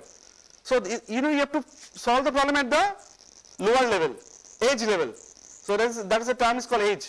And if you go to the principal or vice chancellor or higher authority, it will take a lot of time. And in between the problem will become more severe. So in order to resolve that, edge computing, especially mobile edge computing, is playing a major role, and everyone's mobile phone, those who are sitting here, is acting as an edge device, mobile edge computing device. Okay. Now in between some devices called fog computing. What is fog? Okay, I can give an example. Principal sir, any server you have in your college? So your server in your college is acting as a fog device. Means, for example, you are sensing something here in this classroom, means in this auditorium, you are sensing the data and everyone is capturing or putting the data Facebook or social media or anywhere. So that is edge computing. If the data is very high, then your mobile phone is not capable enough to handle it. Then you go to the fog layer, because your servers are more powerful than your mobile phone. If it is possible in your end, fine. Then you will go to the higher level. If it is not possible in fog layer, you will go to cloud, that Mumbai. So is it clear? Now these drones, we are interested in the drones, they works in the edge layer. Trinamool sorry kaj korche, means lower layer. Okay? So if you see the whole scenario of cloud computing era, so cloud is at the top and we are having various bandwidths, right? See, lower bandwidth, high bandwidth and medium bandwidth. You agree that bandwidth is not same everywhere, especially in the hill areas, bandwidth is less, lot of problems, challenges are there. So we have to develop the applications based on various bandwidths. So if you see, the traffic controls uses high bandwidth because huge amount of traffic are there. And for household applications, we use medium bandwidth. For small lower layer, we can use low bandwidth. These drones are capable enough to handle, there is no manpower is required. There are many cities, there is no police, there is no traffic police. Okay? Even doctor is not visiting at your home. So traffic is totally controlled by the drones. Already it is happening in Norway and many other countries, they have developed already. There is only control room, they are controlling everything. That's it. Doctor, no need to visit your home. They will send a drone, they will talk to you from say Apollo, one Apollo drone is coming to your room, there will be a window and through the window the drone will come and they will take your picture and they can take your what is called the parameters, health parameters, and they can detect the disease. If the disease severity is high, we are working on this healthcare drones for a long time. So if the severity is high, then they can send an ambulance or they can send the doctors. For normal cases, they don't need to do anything. And after the prescription is generated by the experts, drones will come and deliver the medicines also. No need to go outside home. Especially it is developed for senior citizens, right? So there are lots of applications in the home areas also, in the power grids. Power grids means if there is a power failure, drones can go there and give the power supplies. So power drones are also developed, especially to avoid the load sheddings and everything. Now these drones, that drones are learning in the, say we are learning in this classroom or this auditorium. Many experts will come, they will give the lecture. But where the drones will learn? They are flying on the sky and they will learn on the fly. So this learning is happening, it's a machine learning techniques, I'm not going in details. So we use these machine learning techniques for the drones. They are learning on the air how not to collide. What they are learning? How not to collide. See, we have seating arrangements so that everyone has equal space. Drones should not collide to each other. Then they will destruction, right? And also how to collect the data. So everything is learning is happening at the edge level. So we call it edge level learning at the air, on the sky. Okay. So we are producing or giving this intelligence to these drones. So these drones are also AI enabled drones. So there is a very interesting term called mobile edge intelligence. We are providing this intelligence in the lower level, okay, to the edge level of the devices. So we have written, those who are interested in details, we have written one book with Springer, that mobile edge computing, where we have discussed in detail how this technology works and what are the intelligence we have to provide. So for intelligence, we have written another book called what kind of machine learning techniques and what are the ways to learn these drones, how these drones will work actually, right? So both the things actually based on the mobility. So that is the reason the term mobile is there. Not only it is doing computing at the edge, the mobile term is there, right? Mobile means it is not only your mobile phone. Drones are also mobile, isn't it? So everything is happening online. Now if you see the level of intelligence, right? If you see the level of intelligence, in the terminal level, we call it, look, you know that machine learning is sometimes heavy. Our Siddhartha sir is here, he's one of the big editor of applied soft computing. You know, he handles a lot of intelligence level things, right? So you agree that terminal intelligence means lower level intelligence. Intelligence is a lower level. So we should give lightweight intelligence technique. So it is a lightweight machine learning technique. It's a very interesting area. Lightweight intelligence technique means we should not overload our drones. So that is the reason, you know, we have a BTech first year, second year, third year. We are not teaching machine learning in the first year, or we are not teaching IoT in the first year. So start with physics, chemistry, and then you go to the level. So there is some intelligence provided to the lower level called low level intelligence or terminal intelligence. And the top we call it centralized intelligence, and in bottom we have fog layer.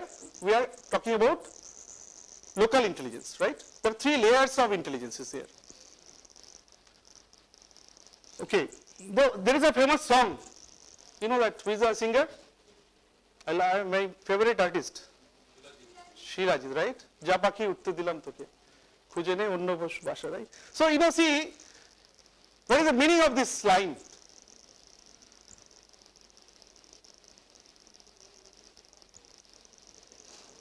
See, generally, have you seen that drones are operated? We have to operate the drones. But there are some drones are now, those drones are actually obsolete. Drones now have their own intelligence, like human being. They can fly by themselves. And that kind of drones are known as autonomous drones. Autonomous. They can see certain incident. For example, if there is some, see, this is called autonomous drone.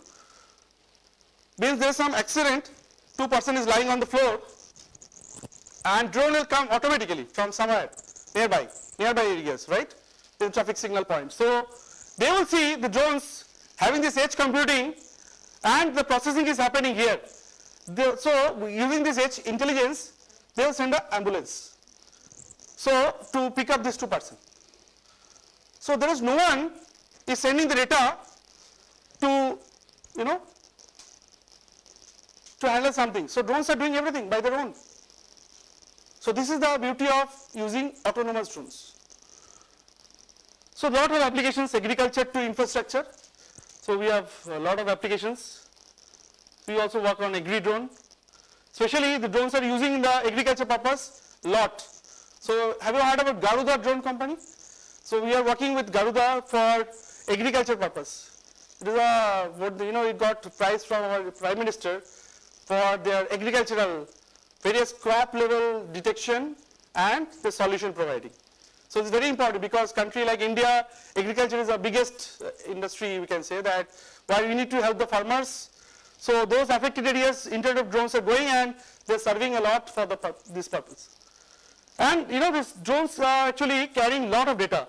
You know, we call it big data, right? Volume, variety and veracity, various different kinds of data. It is like that, you know, the drones are like flying like this, you know. So when it can carry a lot of data, volume, variety, volume means huge amount of volume. So can you see that, see that when drones are connected with IoT, it is similar like this elephant is flying. Why this elephant means this huge data is capable. You know, when you see the drones, okay, it's a drone only. But I want to visualize that is not only drone, it is carrying a lot of data. And this data is holding at the edge. It is only possible in our case, if you ask me, we were not using the hard disk.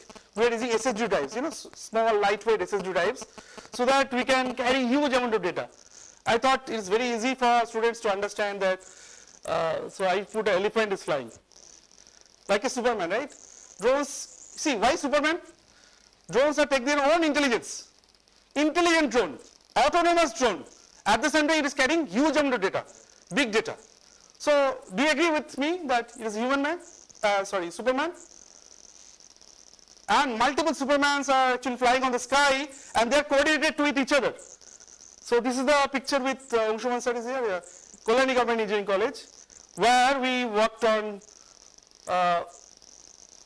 some drones called upper sky and also underwater. We worked on underwater drones, right?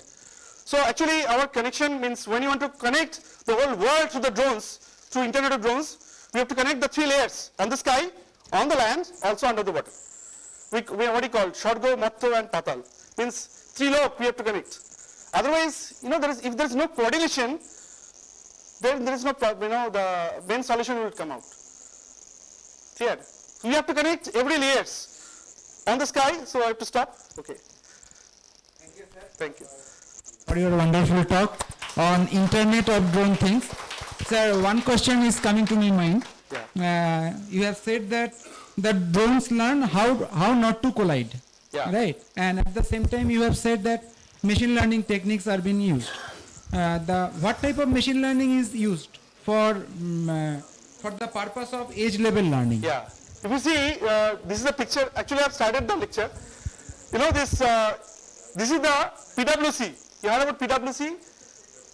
PW make a tech forecast.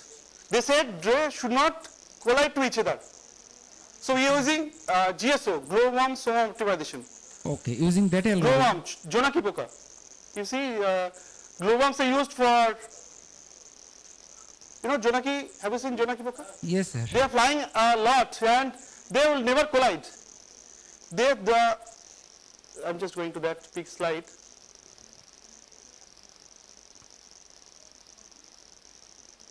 Yeah, this one. So we are using similar to the glowworm algorithm, and we are using it, and it is widely used now. So Sir, I want to know how do they physically, how do drones physically sense each other? The sensing is the coordinate based. It's coordinates. See, if you know what is the location, what is my location, this is my podium, this is my lecture of area, or I should be confined here. I should not go there to collide. So everyone has their own jurisdiction, boundary. So we have to be staying in the boundary. So we use this glowworm for this. We took the inspiration from glowworm. Okay, sir. Okay. Yes. No, they are coordinating. No satellite, sir. No, Yeah. some sensor you are putting on each No, drone? sensors. Every drone is acting as a sensor. Every drone, lots of sensors are there within the drones. They are, is GPS based. They are position based, location, coordinate based. Once GPS means it is through satellite only. No, it is, not satellite actually, it is through the mobile base stations also. BTS.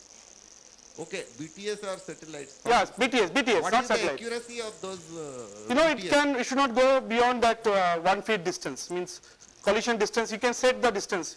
You have a program? GPS. Yeah. Intentionally an error has been put into it. Yeah. So that is why he's asking what is that guarantee that is accurate. But the point is that everybody is getting the same data they are using. Yeah. So even if there is an error is contributed Equally. equally to all the people. Oh, I see. So error requirement is of the order of 1 feet. That is Yeah. what you are saying. Basically, it's the same technology that automated vehicles are using. Yeah, exactly. And see, just Automated vehicles may be using radar, their own radar for collision avoidance. So they are also GPS sensors, which are tracking of the automated. Sir, one more question from the principal, sir. see, we have simulated these whole things in MATLAB, or we have also practically implemented, and we have shown that this Varana diagrams, so that the system should not collide. Okay, collision free. Yeah. Yes. So I have a question that similar to the same question as well earlier, speaker author, is that can we some way utilize visual positioning system in this? Possible. VPS. A lot of research is possible. Rather than using GPS, can we go for VPS so that more visibility can come inside and, Sure, and we can take more proactive decision on some urgent possible. basis? Thank you. Thank you, sir. Please take your seat. Thank you so much. Thank you, sir, for enlightening us with this wonderful session. The organizing committee is proud to present a token. Sir, just a second. The organizing committee is proud to present a token of appreciation for this wonderful note. I would like to call our Honorable Administrator, Mr. Joydeep Guho, sir, again to present it to Professor Dr. Devashish Dev.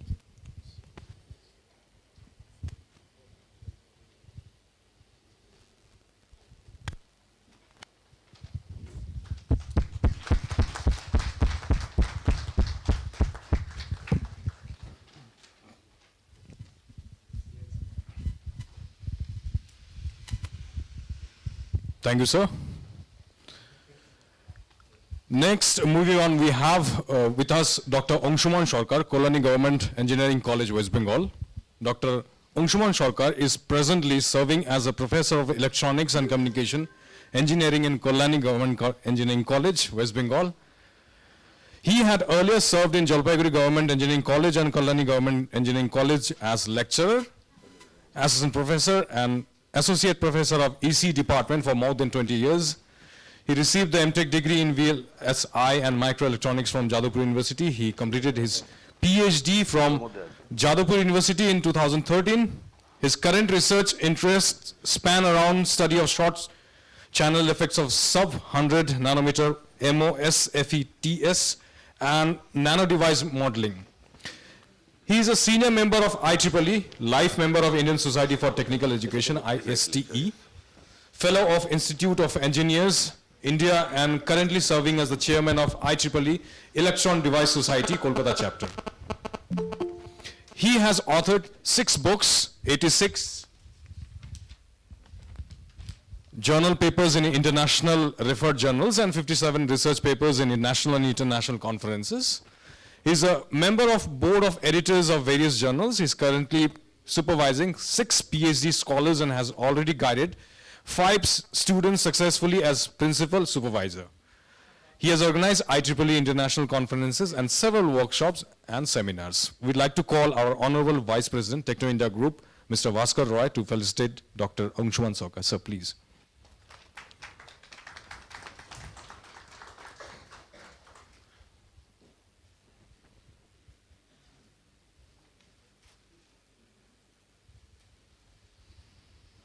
Big round of applause. Thank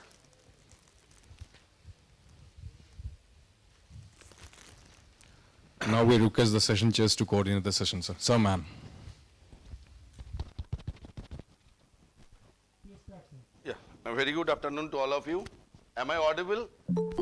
Am I audible at the end? End? Yeah, okay, fine. So today my topic is analog and RF performance of staggered heterojunction tunnel FET. Looking a little bit ridiculous. Just now we have seen Dr. Dey, my friend, has shown an elephant flying. So I can't fly an elephant. So my topic is regarding the device, basically aiming to make a faster communication. So in order to have a faster communication, basically I am working in the device level at the lowest level. So basically we are trying to design some device which can be more faster in order to provide better computational efficiency. So that is my aim. So let us move forward. So this is how my talk goes. This is a brief overview of my talk. First I will introduce, and after the introduction, I will go through some historical perspective, and then I will discuss about the motivation, and then we'll see some analog performance and RF performance of that particular tunnel FET, which we are. So basically we will first introduce, and after the introduction I will provide the some historical perspective, and then a brief motivation for the present research, and then we will see the analog and RF performance of the tunnel FET of which we are interested, and then finally we will conclude with the scope of future work and references. So let us see what is the historical perspective of our present research. So basically, as you know, for the last few decades, the physical dimension of the MOSFETs are continuously getting scaled down for the last few decades, and as a result of that, many unfortunate, undesirable, detrimental effects are popping up. those undesirable detrimental effects are known as short channel effect. So basically, the short channel effects actually hinders or prohibits the continuous scaling of the MOSFET. For the last few decades, the historical cadence of the MOSFET scaling is a prominent feature, and which is getting prohibited by this detrimental short channel effect. So basically, we have to somehow reduce or eliminate this short channel effect. So this is how, these many undesirable physical effects, these are known the short channel effect, and as a result, these short channel effects are getting very prominent, particularly when the device length or the gate length of the device is below 100 nanometer. So in the sub 100 nanometer regime, or particularly known as the decananometer regime, these short channel effects are getting very prominent. So we have to, however, we have to find the way in order to, how we can eliminate from this short channel effect, or how you can reduce this short channel effect. So in order to do this, in order to eliminate those short channel effect, generally people across the world, they have taken two ways. One way is to use different new material. People are interested in using or trying in different new material. Just now, Dr. Madhumita Vomik, she told about graphene, she told about gallium nitride. So these are the new material. This is one avenue in order to reduce the short channel effect, by trying new material, or just using new material, or using their property to reduce the short channel effect. This is one avenue to reduce the short channel effect in order to manage the scaling roadblock. And there is another way also. How to do it? We can use a different device structure. We can change the structure.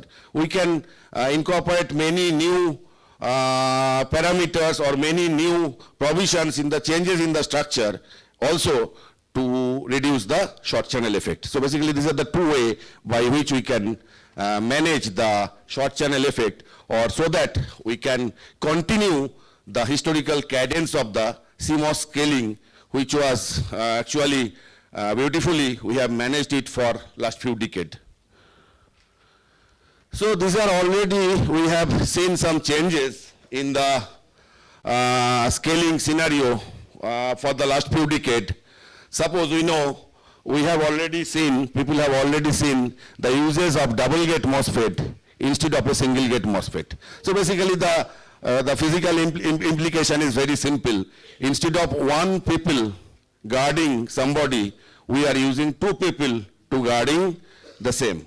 Or basically it's a policeman scenario. Instead of using one policeman, we are deploying two policemen in order to have a better electrostatic control over the channel. So basically we want, as the prominent short channel effect is where we are losing the electrostatic control over the channel. So in order to recover, or in order to restore the electrostatic control over the channel, basically we are using a double gate MOSFET. So this is one way how we can reduce the short channel effect. Another important thing is a decreased ion. Ion stands for on current.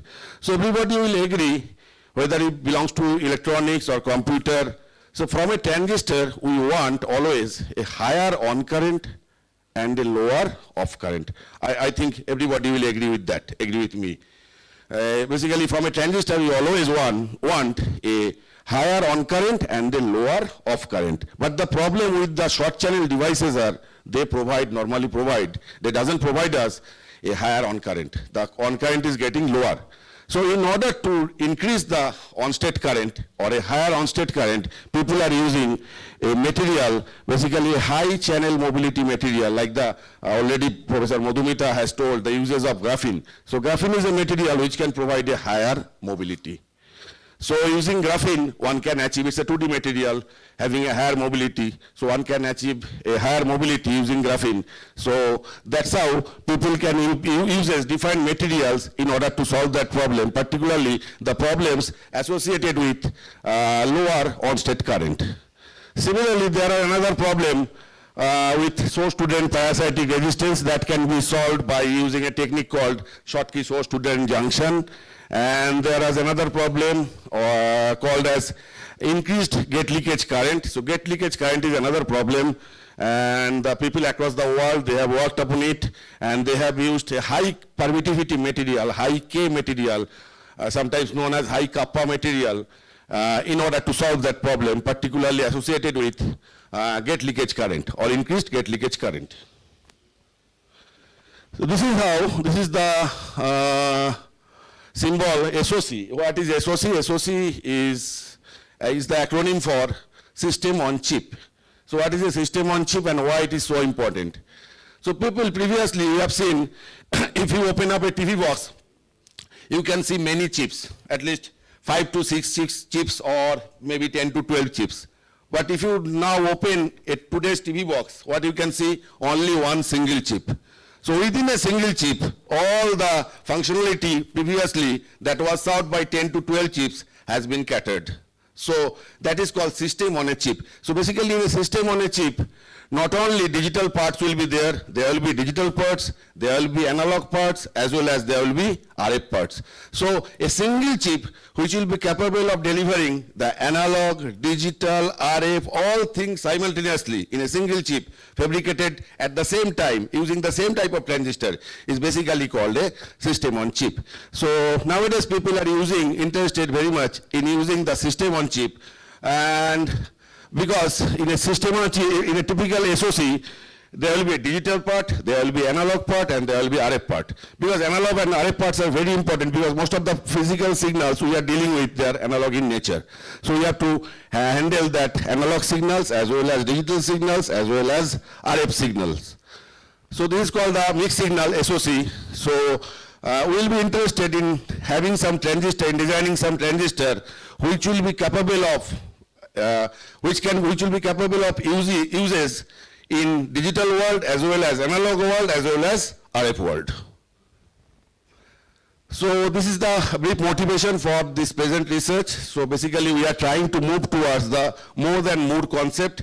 Nowadays you know the Moore's law, well-known Moore's law, but nowadays we have already came across that, and we are moving forward. So we are basically now dealing with more than Moore concept, and this more than Moore concept is basically, it is dealing with the SOC concept. So RF, analog, digital, all things fabricated simultaneously in a single chip. You can see in the picture, there is optical waveguide along with that RTD, optical detectors, pin devices, all things, various types of things, heterogeneous things combined together in a single chip. So that is the RF concept, SOC concept.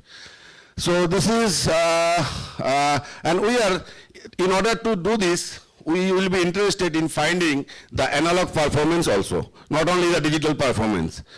But you know, this analog world is a little bit difficult than corresponding digital world. In a digital design, typically people are interested in the trade-off between the speed and the power dissipation. So basically we are dealing with mainly two quantity, one is speed and other is the power dissipation in digital design. But in analog design, the things are a little bit difficult.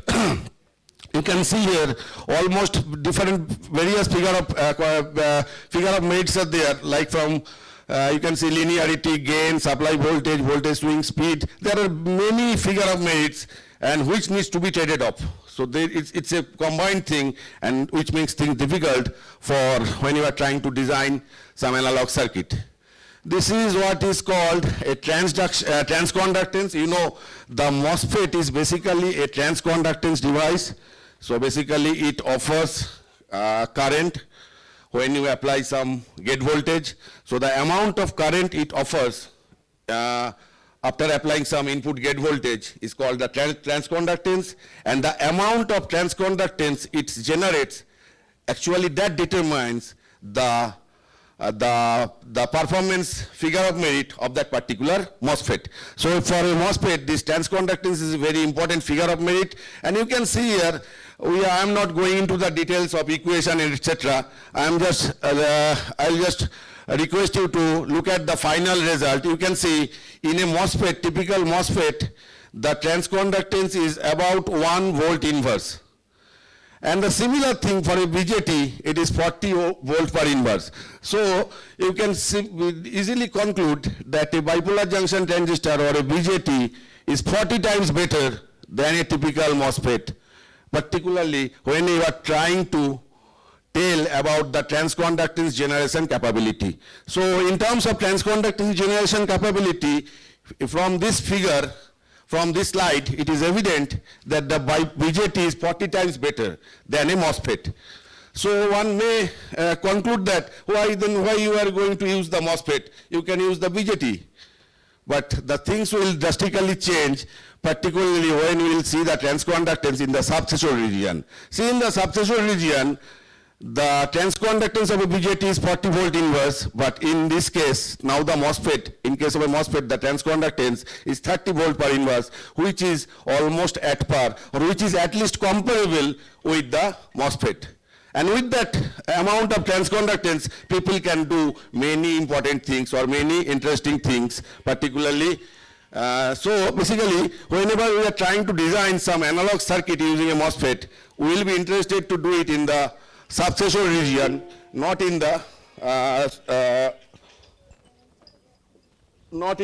superthreshold region. So this is the figure of merit, or this is a plot of GM by ID, or a figure of merit for a MOSFET and for a BJT. You can see the blue color line is for a BJT, and the red color line shows the transconductance generation capability for a MOSFET. Let us see some emerging nano devices, particularly in terms of based upon the classification, based upon the physical phenomenon. So basically, based upon the physical phenomenon, it can be electrical dependent or magnetic dependent or mechanical dependent. We will be interested only in electrical dependent nano devices. So in electrical dependent nano devices, basically it can be classified into three types. One is ballistic transport based, one is tunneling based, and one is electrostatic based. So in particular, in our research area, we will be interested to see the performance of the tunneling based nano devices. So basically, you can see the advantages. It is very small, fast and scalable, but at the same time, it does have some disadvantages also. It is susceptible to noise and a large threshold voltage variation and a low fan out. This particularly, the third one is very important. The low fan out, or the current handling capability or current delivering capability, is very less for a typical tunneling based devices. So that we will try to eliminate. So basically, we will try to increase the current delivering capability of that particular tunnel FET. So these are some magnetic dependent nano devices, which is either based on some magnetostatic operation on spin transport. We are not interested. Maybe with some other lecture we will be dealing with that. So we'll see the motivation, particularly the motivation for the present research. So particularly we'll be try to see why we are interested in this tunnel FET. What is the problem with conventional MOSFET? So basically the problem with conventional MOSFET is there is a term called subthreshold slope or subthreshold swing.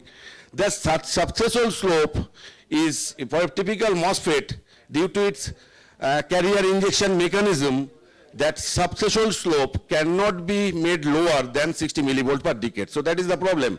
So that problem can be eliminated by a tunnel FET where the current or the carrier injection mechanism is a little bit different. Here the carrier injection mechanism is band-to-band tunneling. So as a result of this band-to-band tunneling, the subthreshold slope can be made lower than 60 millivolt per decade. So this is a small slope devices like tunnel FET, where you can see it's a basically PIN structure. So we can change the amount of tunneling or the carrier injection from the source to the channel by controlling the gate. So by controlling the gate voltage, as you can see the structure where the amount of tunneling can be controlled, and by controlling the amount of tunneling, we can change the amount of current to the devices. So this is the typical IV characteristics of a tunnel FET. Our time is almost limited, so I am skipping this slide. So basically, what is the motivation for the present silicon-based tunnel FET? So there are some problem with silicon-based tunnel FET. The major problem with silicon-based tunnel FET is, as the effective mass of the silicon is very high, so as a result, the amount of tunneling is less, and as a result, the on-state current will be less. So that we can eliminate by using some other material. So there we have to make some changes. So we have to use some material other than silicon. So what we have used? So we have used some heterojunction tunnel FET. So we have used some heterojunction material so that due to their lower effective mass, the amount of tunneling can be increased so that the problem with the on-state current can be eliminated. So, and then we have used a staggered heterojunction tunnel FET. So we have seen among the various heterojunction tunnel FET, the staggered heterojunction tunnel FET, they offer the best performance. So that's why we have, due to that particular steeper band structure, so we have used that staggered heterojunction tunnel FET. In the staggered heterojunction tunnel FET, there are many possibilities. Particularly, we have chosen that aluminum gallium arsenide antimony and indium gallium arsenide, that particular type of tunnel FET, because of their particular very less at a particular property. The property is the very less mismatch in their junction. So basically their lattice mismatch is very less, almost minimum. So that's why we have chosen that particular type of quaternary staggered heterojunction based tunnel FET. Now I have already explained why we are interested in particularly looking at the analog and RF performance. So we have already reported that, we have already discussed that. So also there is another possibility that particular device or that particular tunnel FET based upon the staggered heterojunction based tunnel FET, that can be used for a biosensor also. So that is another area. I am quickly skipping this. So this is the brief scope of the work. These are the possible error for that device performance. I am just keeping the result. This is the structure of the devices. This is the comparison. This is the analog performance, and this is the let us see some RF performance, particularly the cutoff frequency, and so conclusion. So we have in this work, we have compared a heterojunction tunnel FET with homojunction nanowire tunnel FET, and we have seen that heterojunction tunnel FET offers better performance than a corresponding homojunction nanowire tunnel FET. So the problem with basically in this research, we have answered two problems. One is the problem associated with the conventional MOSFET, and another is the problem associated with the conventional tunnel FET, that is the silicon-based tunnel FET. So using this tunnel FET, particular heterojunction tunnel FET, we have eliminated the problems, the substation swing, typical substation swing of a MOSFET, and also we have eliminated the limited current handling capability of a typical silicon-based tunnel FET. So we have seen the last line is important. Heterojunction tunnel FET exhibits an improved analog and RF performance, and thus makes it a suitable candidate, particularly for SOC application. I have started this lecture with the SOC concept, the system on chip concept, and we have found that this heterojunction tunnel FET can be treated as a possible candidate for future generation or next generation SOC application. So these are some future research area. We can develop a compact analytical model. Also, we can incorporate some quantum mechanical effect. We can see some circuit performance and other issues also. So these are few references. Thank you. So any question, if you have any question, do not hesitate to ask me. Okay. Sir, I have a small question. Yeah. Sir, in system on chip, we have learned from you that there are analog section, digital section, RF section. Then is there any problem of electromagnetic interference? And no, as such, because the same transistor will be used to fabricate the analog, digital, and RF. So in order to avoid that electromagnetic interference from one transistor to another transistor, typically nowadays there is a concept called trench capacitor or isolation. So basically nowadays the transistor are almost fabricated with some isolation. So there will be some guard isolation or trench isolation. Those trench isolation will prevent Electromagnetic interference from one transistor to another transistor. Okay. Sir, another question. In the sub-threshold region, we have seen that BJT is almost, MOS is almost comparable in BJT performance to BJT, Yes, isn't yes, it? yes. Both are of 30 and 40 in particular one case, it offers 30 volt inverse and another case in 40 volt inverse. Sir, have you compared with BiCMOS? No, BiCMOS will offer better result, but BiCMOS, the fabrication facility or fabrication process for BiCMOS is a little bit difficult. Fabrication process is difficult. Obviously. But I think if we compare So you cannot, transconductance yeah, of- so with BiCMOS devices, it is very difficult to apply it in digital world particularly. Okay, sir. It is good for analog and RF world, but it For is difficult digital? for digital world. The amount or volume it took will be large. So particularly for it, in order to deploy it in the case of a memory application, it will be digital implementation, we should memory have or some processor, challenge. it will be very difficult. Okay. Any question So from any the other audience? question? Any question? Yeah. Base material means people typically, previously people took silicon based tunnel FET. Actually they took initially silicon based MOSFET. So there are some problem with silicon based MOSFET. So that's why people are trying to search or cultivate, or they are basically, they are in quest of searching different other type of MOSFET with the structural changes, or some other, they are searching for devices with other material, like graphene, gallium nitride. These are a few material. Even I have tried it. So in our case, I have changed the structure from MOSFET to tunnel FET. That is one change, structural change. And another change is also we have changed the material. Instead of silicon, we have used a heterojunction material. Now in heterojunction, there are many possibilities, as I told. Among that, we have chosen particularly that staggered heterojunction material. Okay. Now in staggered heterojunction also there are many possibilities. So we have taken particularly that quaternary staggered heterojunction material because of their less amount of lattice mismatch. So as the lattice mismatch is a big concern, so lattice mismatch, if the lattice mismatch is large, it will be very difficult to, particularly for variability issues and other issues, it will be difficult to handle that. So in order to minimize that, we have considered that particular type of tunnel FET. Okay, very good. I can understand.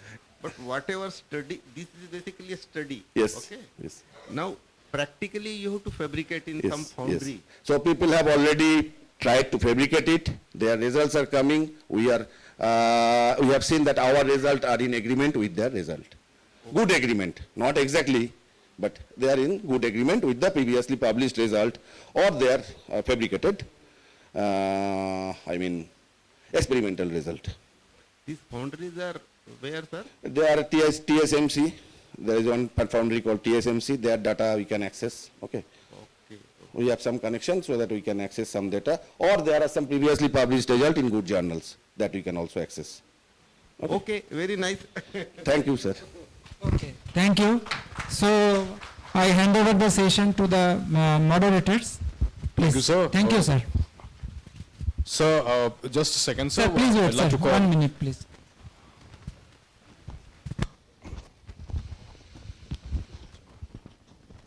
I'd like to call Honorable Vice President, Techno India Group, Mr. Bhaskar Roy, to please present a token of appreciation from the organizers. Big round of applause. Thank you so much. We have almost reached the end of the session. After this, we have the last keynote speaker. But before that, let me tell you one fact. We have after this a lunch break, and after having our lunch, we have the sessions coming one by one. You'll be guided right there from the lunch break to the different sessions. I guess you have got the brochure where it is mentioned about the halls where up to reach. The papers also have been mentioned. So,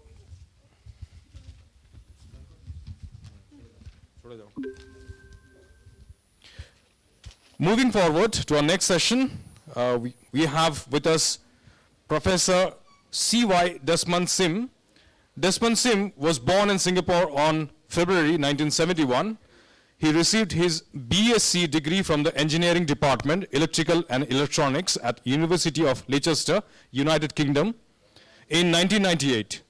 In 1998-9, he earned a fee waiver PhD scholarship from the Radio System Group, Engineering Department at University of Leicester and graduated in July 2003. From 2003 August till July 2007, he was with the Department of Computer and Communication Engineering, Chiengkyo Technology University, Changhua, Taiwan, ROC as an assistant professor. In July 2007, he joined the Department of Electrical Engineering, Fengchia University. In July 2007, he joined the Department of Electrical Engineering, Fengchia University, Taichung, Taiwan, as an associate professor, where he became a full professor on February 2012. He is the author or co-author of over 70 SCI journal papers. His current research interests are in antenna design, VHF, UHF, tropospheric propagation, and RFID applications. He is a fellow of the Institute of Engineering and Technology, FIET, senior member of IEEE Antennas and Propagation Society, and a life member of Institute of Antenna Engineers of Taiwan. Since 2011, he has been actively serving as Member Development Chair for IEEE AP Society Taipei Chapter. Welcome, sir. We request the session chairs to coordinate the session. Sir and ma'am.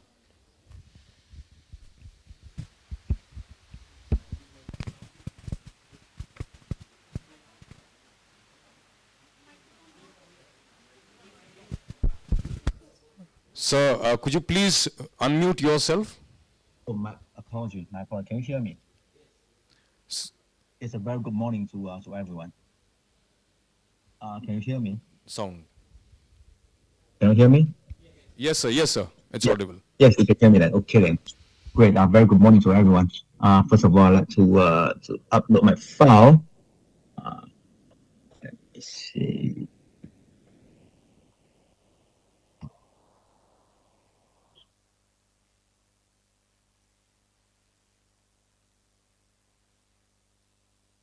Now, can you see my screen? Yes, sir. Great. Let me hold on to it. I'm not quite sure what it is playing, but anyway, a very good morning to everyone. My topic for today is more on satellite antenna and how you're going to design that. But first of all, I'm going to give you a short introduction to all kinds of antenna that you will be using. So for 6G, I believe most of you have heard that before. It's a more advanced. I'm not quite sure why it is running around. Anyway, so it's a more advanced next generation mobile communication system. So it will go far beyond the scope of 5G. But there is some kind of misunderstanding about 6G. A group of people came up with the idea and says that 6G communication is equivalent to terahertz communication. And this idea is wrong. It is not equivalent to terahertz communication.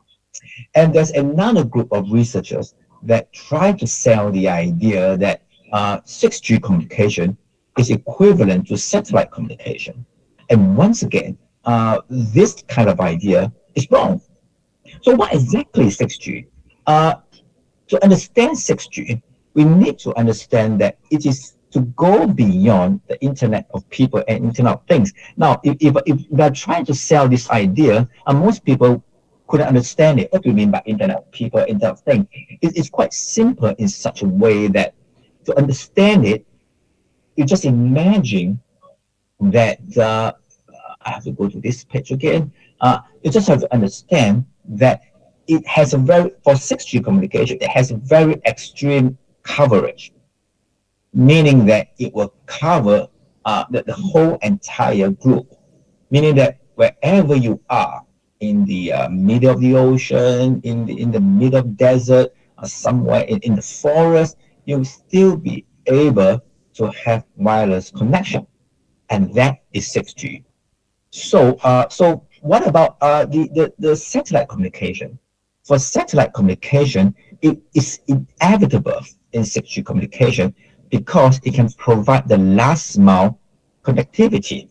So what does last mile connectivity mean? It means that if you can't connect to your base station, you're not in the urban area.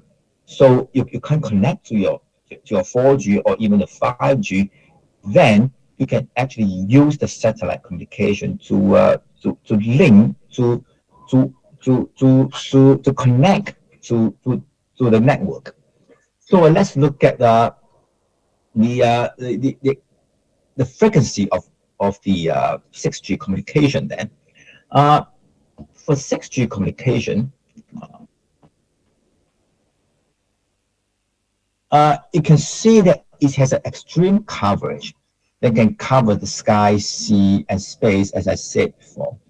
And also, as I said before, there's a misconception that 6G is equivalent to satellite communication, nor terahertz communication. So, because of this 6G communication, previously we only have what you so-called frequency range 1 and frequency range 2. But then because of 6G communication, now it has been expanded further to having a frequency range 3, which is between 3 gigahertz to 30 gigahertz, and frequency range 4 and 5, which actually covers the terahertz communication. But unfortunately, in this talk, I won't talk about the terahertz communication, but instead I'll talk about the satellite project. So let's look at some of the low Earth orbit project. So at presently, there are 4 major space service indicator companies in the world that launched the space communication. Well, there are actually 6 to 7 of them, but I will talk about the 4 major ones. And the first one, obviously, you must have heard that before, is the Starlink project. And next will be the OneWeb, and the third one will be Kuiper system by Amazon, and then the Leo constellation launched by the Telexat in Canada. So if you look into these 4 types of low Earth object orbit project, you can see that for SpaceX, eventually it will have 42,000 satellites that covers the whole globe. And for Telesat, it's approximately about 6,000, Amazon 7,000, close to 8, and then OneWeb is 648,100 of them. So you can see that, but however, for satellite network, it will not completely replace the fiber optic network. It can only fill in the blank areas where traditional cables are inconvenient to build, as I said before, such as all the rural area, coastal area, and even ocean. So next I will talk about the LEO. It's actually affected by the gas trap of the thermal atmosphere somewhere around about 80 to 500 kilometers above the ground or the outer atmosphere, depending on the height of the trap. And you can see that for this, it is somewhere around here. So usually it will be somewhere in between 500 to 1,000 kilometer. Now, so for satellite frequency, you'll be able to see that usually we'll be using the Ku band, K band, and Ka band. But recently, there has been a shift to somewhere close between L and S band, and also in the C band, and I'll show that to you later on. Sir, and next we're going to show you about yes. Can you hear me? Just the screen. Could you please enlarge it? Like it's very small. We can't see the entire. Yeah. You can't see the screen. Yeah. Full screen. Yeah. Thank you, sir. Can you see the left side or the right side? I thought I'm showing you the right side. The screen, the part where the PPT where you are presenting, it was very small. So you had made it right, but then you shifted. Could you please share in screen, sir? It will be okay. Okay then. Let me see. I can share my screen again. Sure. I think I should share this. I think I have to share the wrong screen. Yeah. Yes, sir. It's all right. We can see it, sir. Okay then. Thank you, sir. Okay, my apologies for that. Yes, I shared the wrong screen there. So at the moment, for OneWeb, eventually it will have 648 satellite, and an altitude at around about 600 to 1,000 kilometer. And we can see that besides that, for OneWeb, It's running at two spectrum. One of them is the KU band, the other one is the KA band.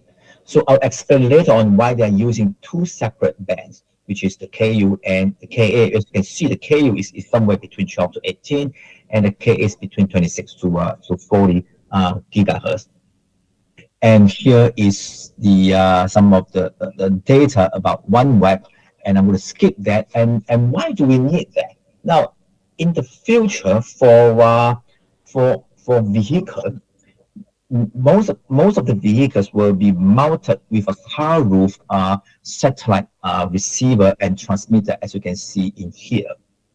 So you will have a much smaller one that's running at the KA band, and another bigger one which is running at the KU band.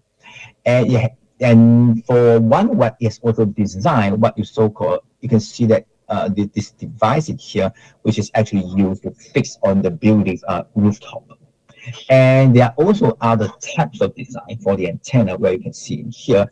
These are for the terminals for the ship, and these are for the truck, as you can see before, and all these are on the rooftop. And this is on the aeroplane. As you can see, most of the antennas are a bigger one, and besides that, there's a smaller one. So I'm going to skip this due to the time limitation.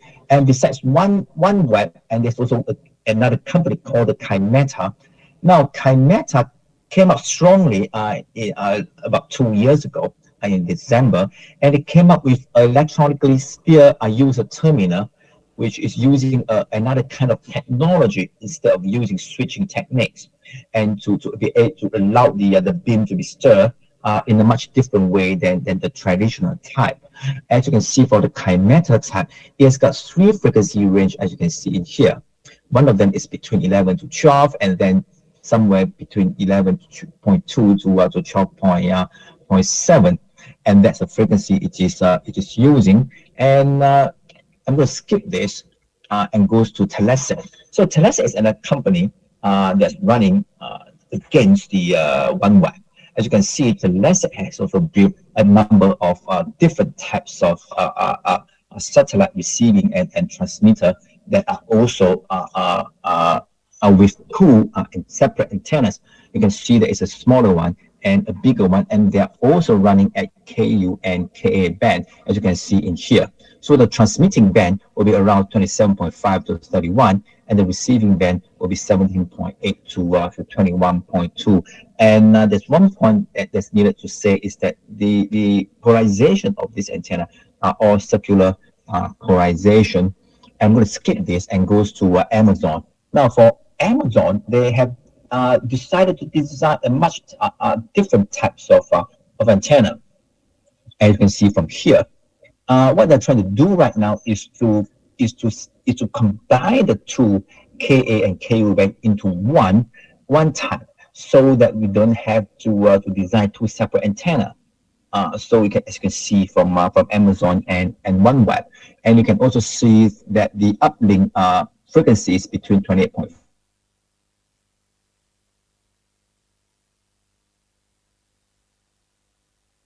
Using this type of design, it will have a much narrow bandwidth, and that is the disadvantage of using this type of sharing aperture.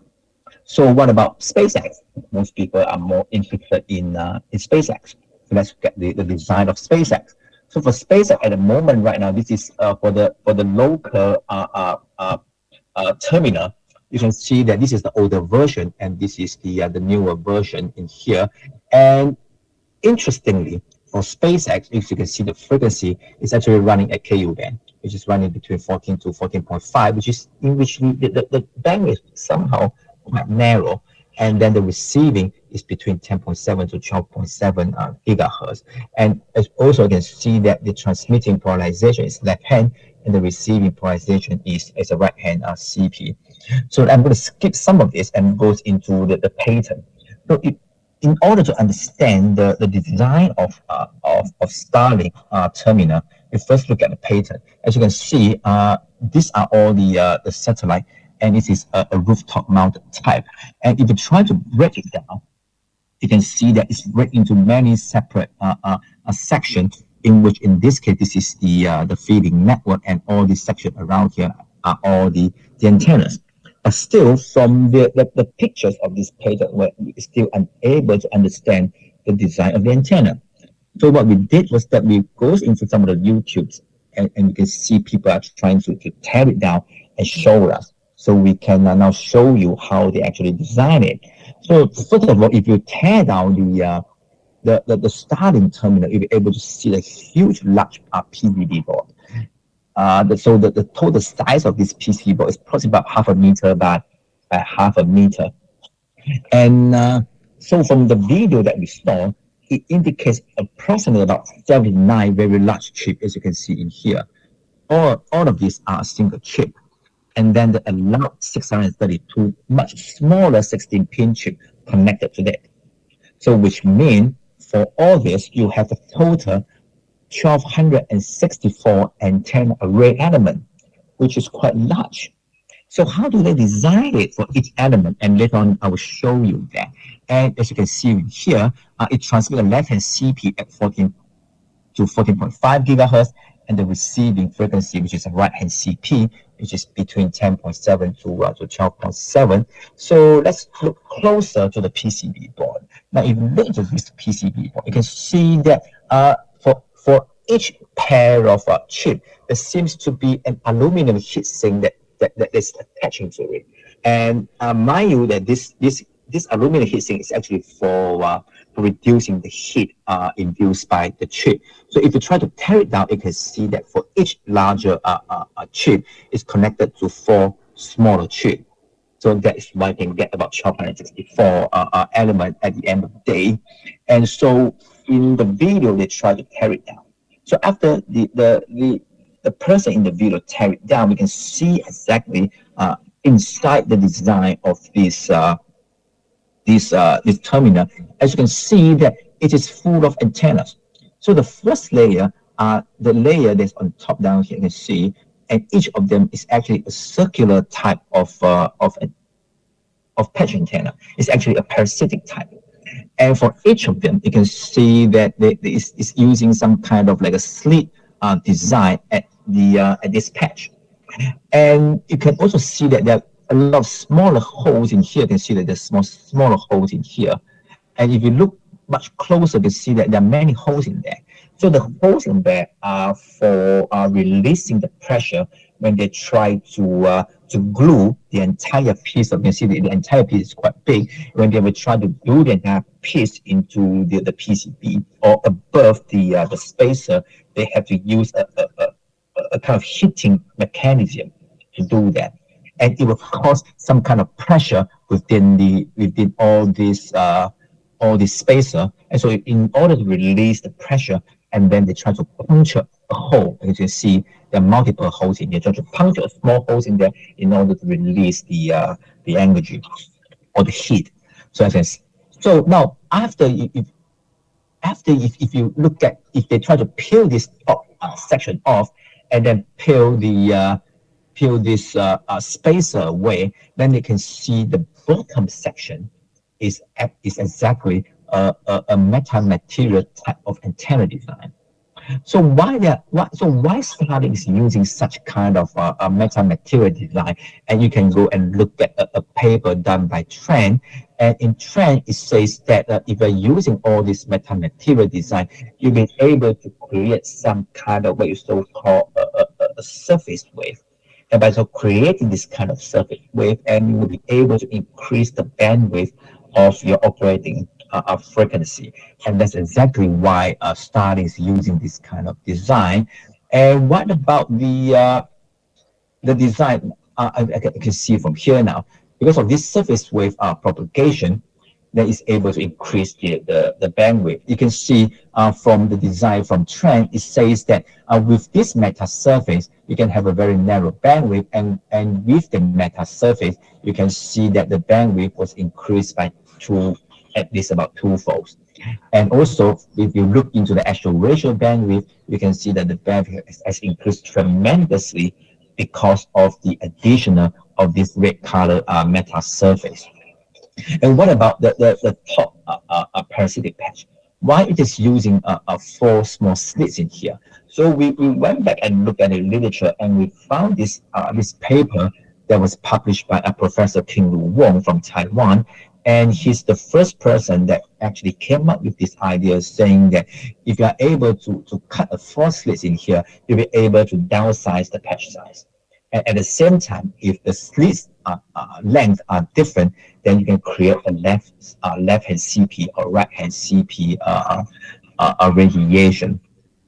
So let's look at the overall size of the entire terminal with all the antennas on top. You can see that it's rather huge.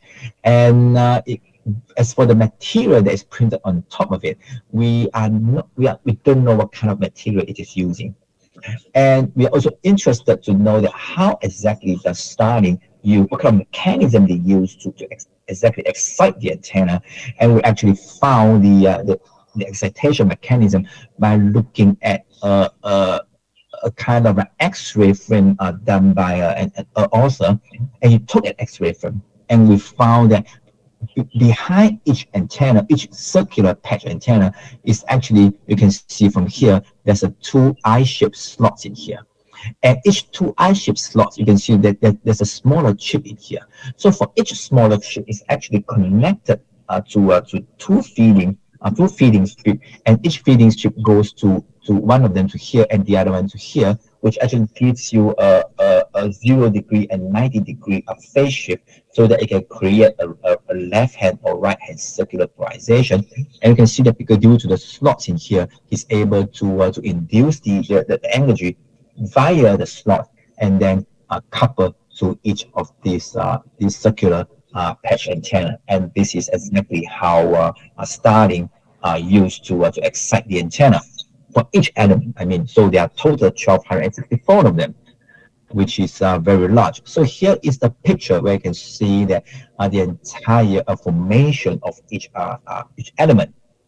As you can see that there's a spacer down here. So this is the parasitic element that we've seen, and a PCB board further by another spacer, and then the parasitic element, which is this, and the PCB layer, and then the driven element, which is the slot which is aperture couple type, and then at the end of the day is the ground and the PCB layer, which is about this thick, as you can see from here. So we look into some of the literature, and we found exactly there's a paper that actually uses the similar excitation method, as you can see in here, which is by Bahadi. Bahadi came up with the same idea, as you can see from here. There are two I-shaped slots, and there's a feeding line in here that couples the energy to the feeding line to the slots, and then it couples the energy to the top, and so it will give you a exactly very good circular polarization. So it confirms our initial idea that this is exactly how Starlink excites the antenna. So what about the recent KUK band design? This is some of the design that we have done recently, but due to the time that I think I've got about another 5 minutes. I'm going to skip that and goes to some of the design that we have done recently. And this is a 64 element design that we've done using simulation. Now the problem with this simulation using HFSS is that it's taking a lot of memory, and we tried to expand this to 256, and we found it hangs there. So we are still trying to find a much simpler and faster solution. At the moment, we're still trying to find it, and so now we are switching on to CST simulator, and hopefully that we can have to expand this to 256 or even further on to 1024 element. And anyway, our design can cover between 21 to 35, which is the K band, and we have a rather good gain, which is between 21 to 24 dBi. So we'll skip some of the finding, but actually goes into the latest development in satellite communication. Now, if you have bought the new iPhone, you realize that it's actually you can connect your iPhone 14 to satellite, but it is not connected to either of the four that I have introduced, but rather it is a company that's called the Iridium. Now, the Iridium network has got about 66, it only has got 66 satellite around the globe. And 66 are enough because the satellite are running at a very fast speed. And in order to connect to your to the satellite as introduced by Qualcomm, it says that first of all you have to hold your phone in a certain direction and then try to find it, which means that at the same time you have to close down the rest of the communication, such as the Wi-Fi, BT. You have to close all of them down. But even that, we do believe that in the near future, for the next generation of iPhone 15, and the new Samsung's S series, they will have Iridium connectivity to the satellite, because the new Qualcomm Snapdragon chip has already came out with a new chip that will that can allow the phone to connect to the Iridium satellite. So at the moment, right now in our lab, what we're trying to do at this moment is to build a phone that has the satellite antenna that is built inside it, besides all the 4G and 5G and the millimeter wave antenna. Now at the moment, right now, this is exactly one of the current work that we are doing. And last but not least, I'd like to introduce a book that I have just published with Dr. Hong, an IEEE fellow. This is published about in January. I hope that if you are enthusiasm in smart antenna for 5G, you can purchase this book. And last but not least, thank you very much for listening. Thank you. Okay, thank you, sir. Now I want to take some questions from the audience. NID sir, could you please put a question? Okay, sir. Sure, thank you. Okay, sir, I have a small question. Could you please answer it? Sure. Please, Sure. could you please mention some of the challenges of KUK band antenna designs? Some of the challenges. Now, the challenges for K-band is much more, because the frequency is much higher. It goes up to close to about 40 gigahertz. So when you try to build that, one of the challenges is that the antenna is much smaller, and the substrate that you use have to be the expensive Rogers substrate. At the moment, we are using the Rogers 5880, which is rather expensive. It costs us about $700 US per piece. And during the manufacturing of this antenna, we can't cut the PCB, but when we bought that, it's about this big. And when we send it for manufacturing, we have to send the entire piece. We cannot cut it into half. So which means that we have to send the entire piece just for a single small piece of it. So the cost of manufacturing, unless you have a lot of funding, it took me about $3,000 US for the entire process of just building one antenna. That includes all the connector, because each connector costs me about, about $15 US. Just one small connector. Imagine I've got 64 connectors, and in the future I have 256 connectors. So unless you have a lot of funding, I do not encourage you to do that. And another challenge is the simulation, as I said before.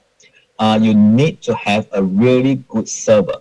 Now we have bought a new server, Dell type, with 1 terahertz of RAM, 1 tera's RAM, but still we hang when we try to run a 256 element, meaning that the challenge is that we still have to try to learn how to simulate it efficiently, because if Starlink can do up to about 12,000 elements, I'm sure we can do at least up to 256 elements. Thank you. Thank you, sir. Do you have any more questions, students? Yes, please.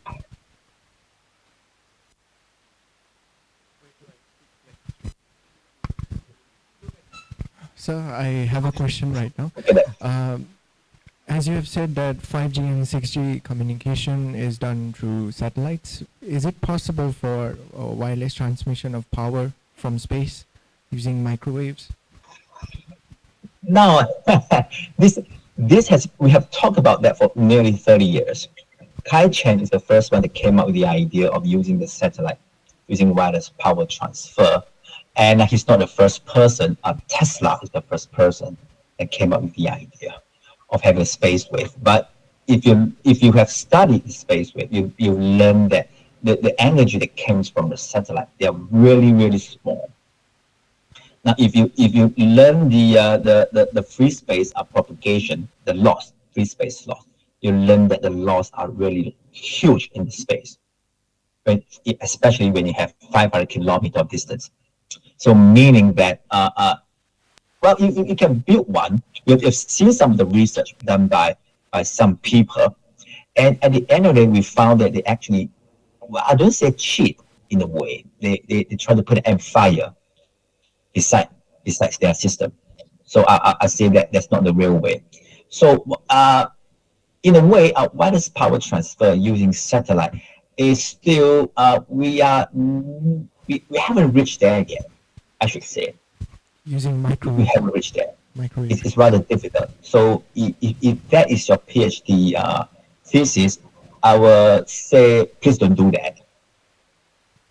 Thank you, sir. Yeah, sure. Okay, thank you very much, sir, for your wonderful talk. It was really Well, thank you very much. informative and motivational talk, sir. Thank you so much. Thank you, sir. Thank you. Thank you so much. Now, we have a lunch, the table tennis, badminton court over there. We have taken the tea over there only. So we have, after that, we have the sessions coming out, 4 or 5 halls over there. And after that, please do come back in the seminar hall when your paper presentation is over, correct at 4:30. Since we are 15 minutes late, so we are giving extra 15 minutes for that one. So thank you very much, sir and madam, for gracing this occasion. We'll start from 2:45. Please, the students will guide you for the offices. Session will start from 2:30, but extra 15 minutes have been given.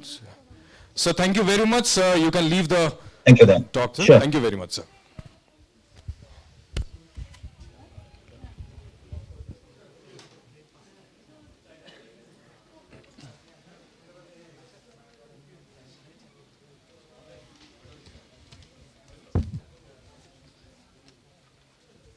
Students, please guide sir and ma'am towards the lunch. Student volunteers, please guide sir and ma'am. Thank you, sir and ma'am, for the session chair.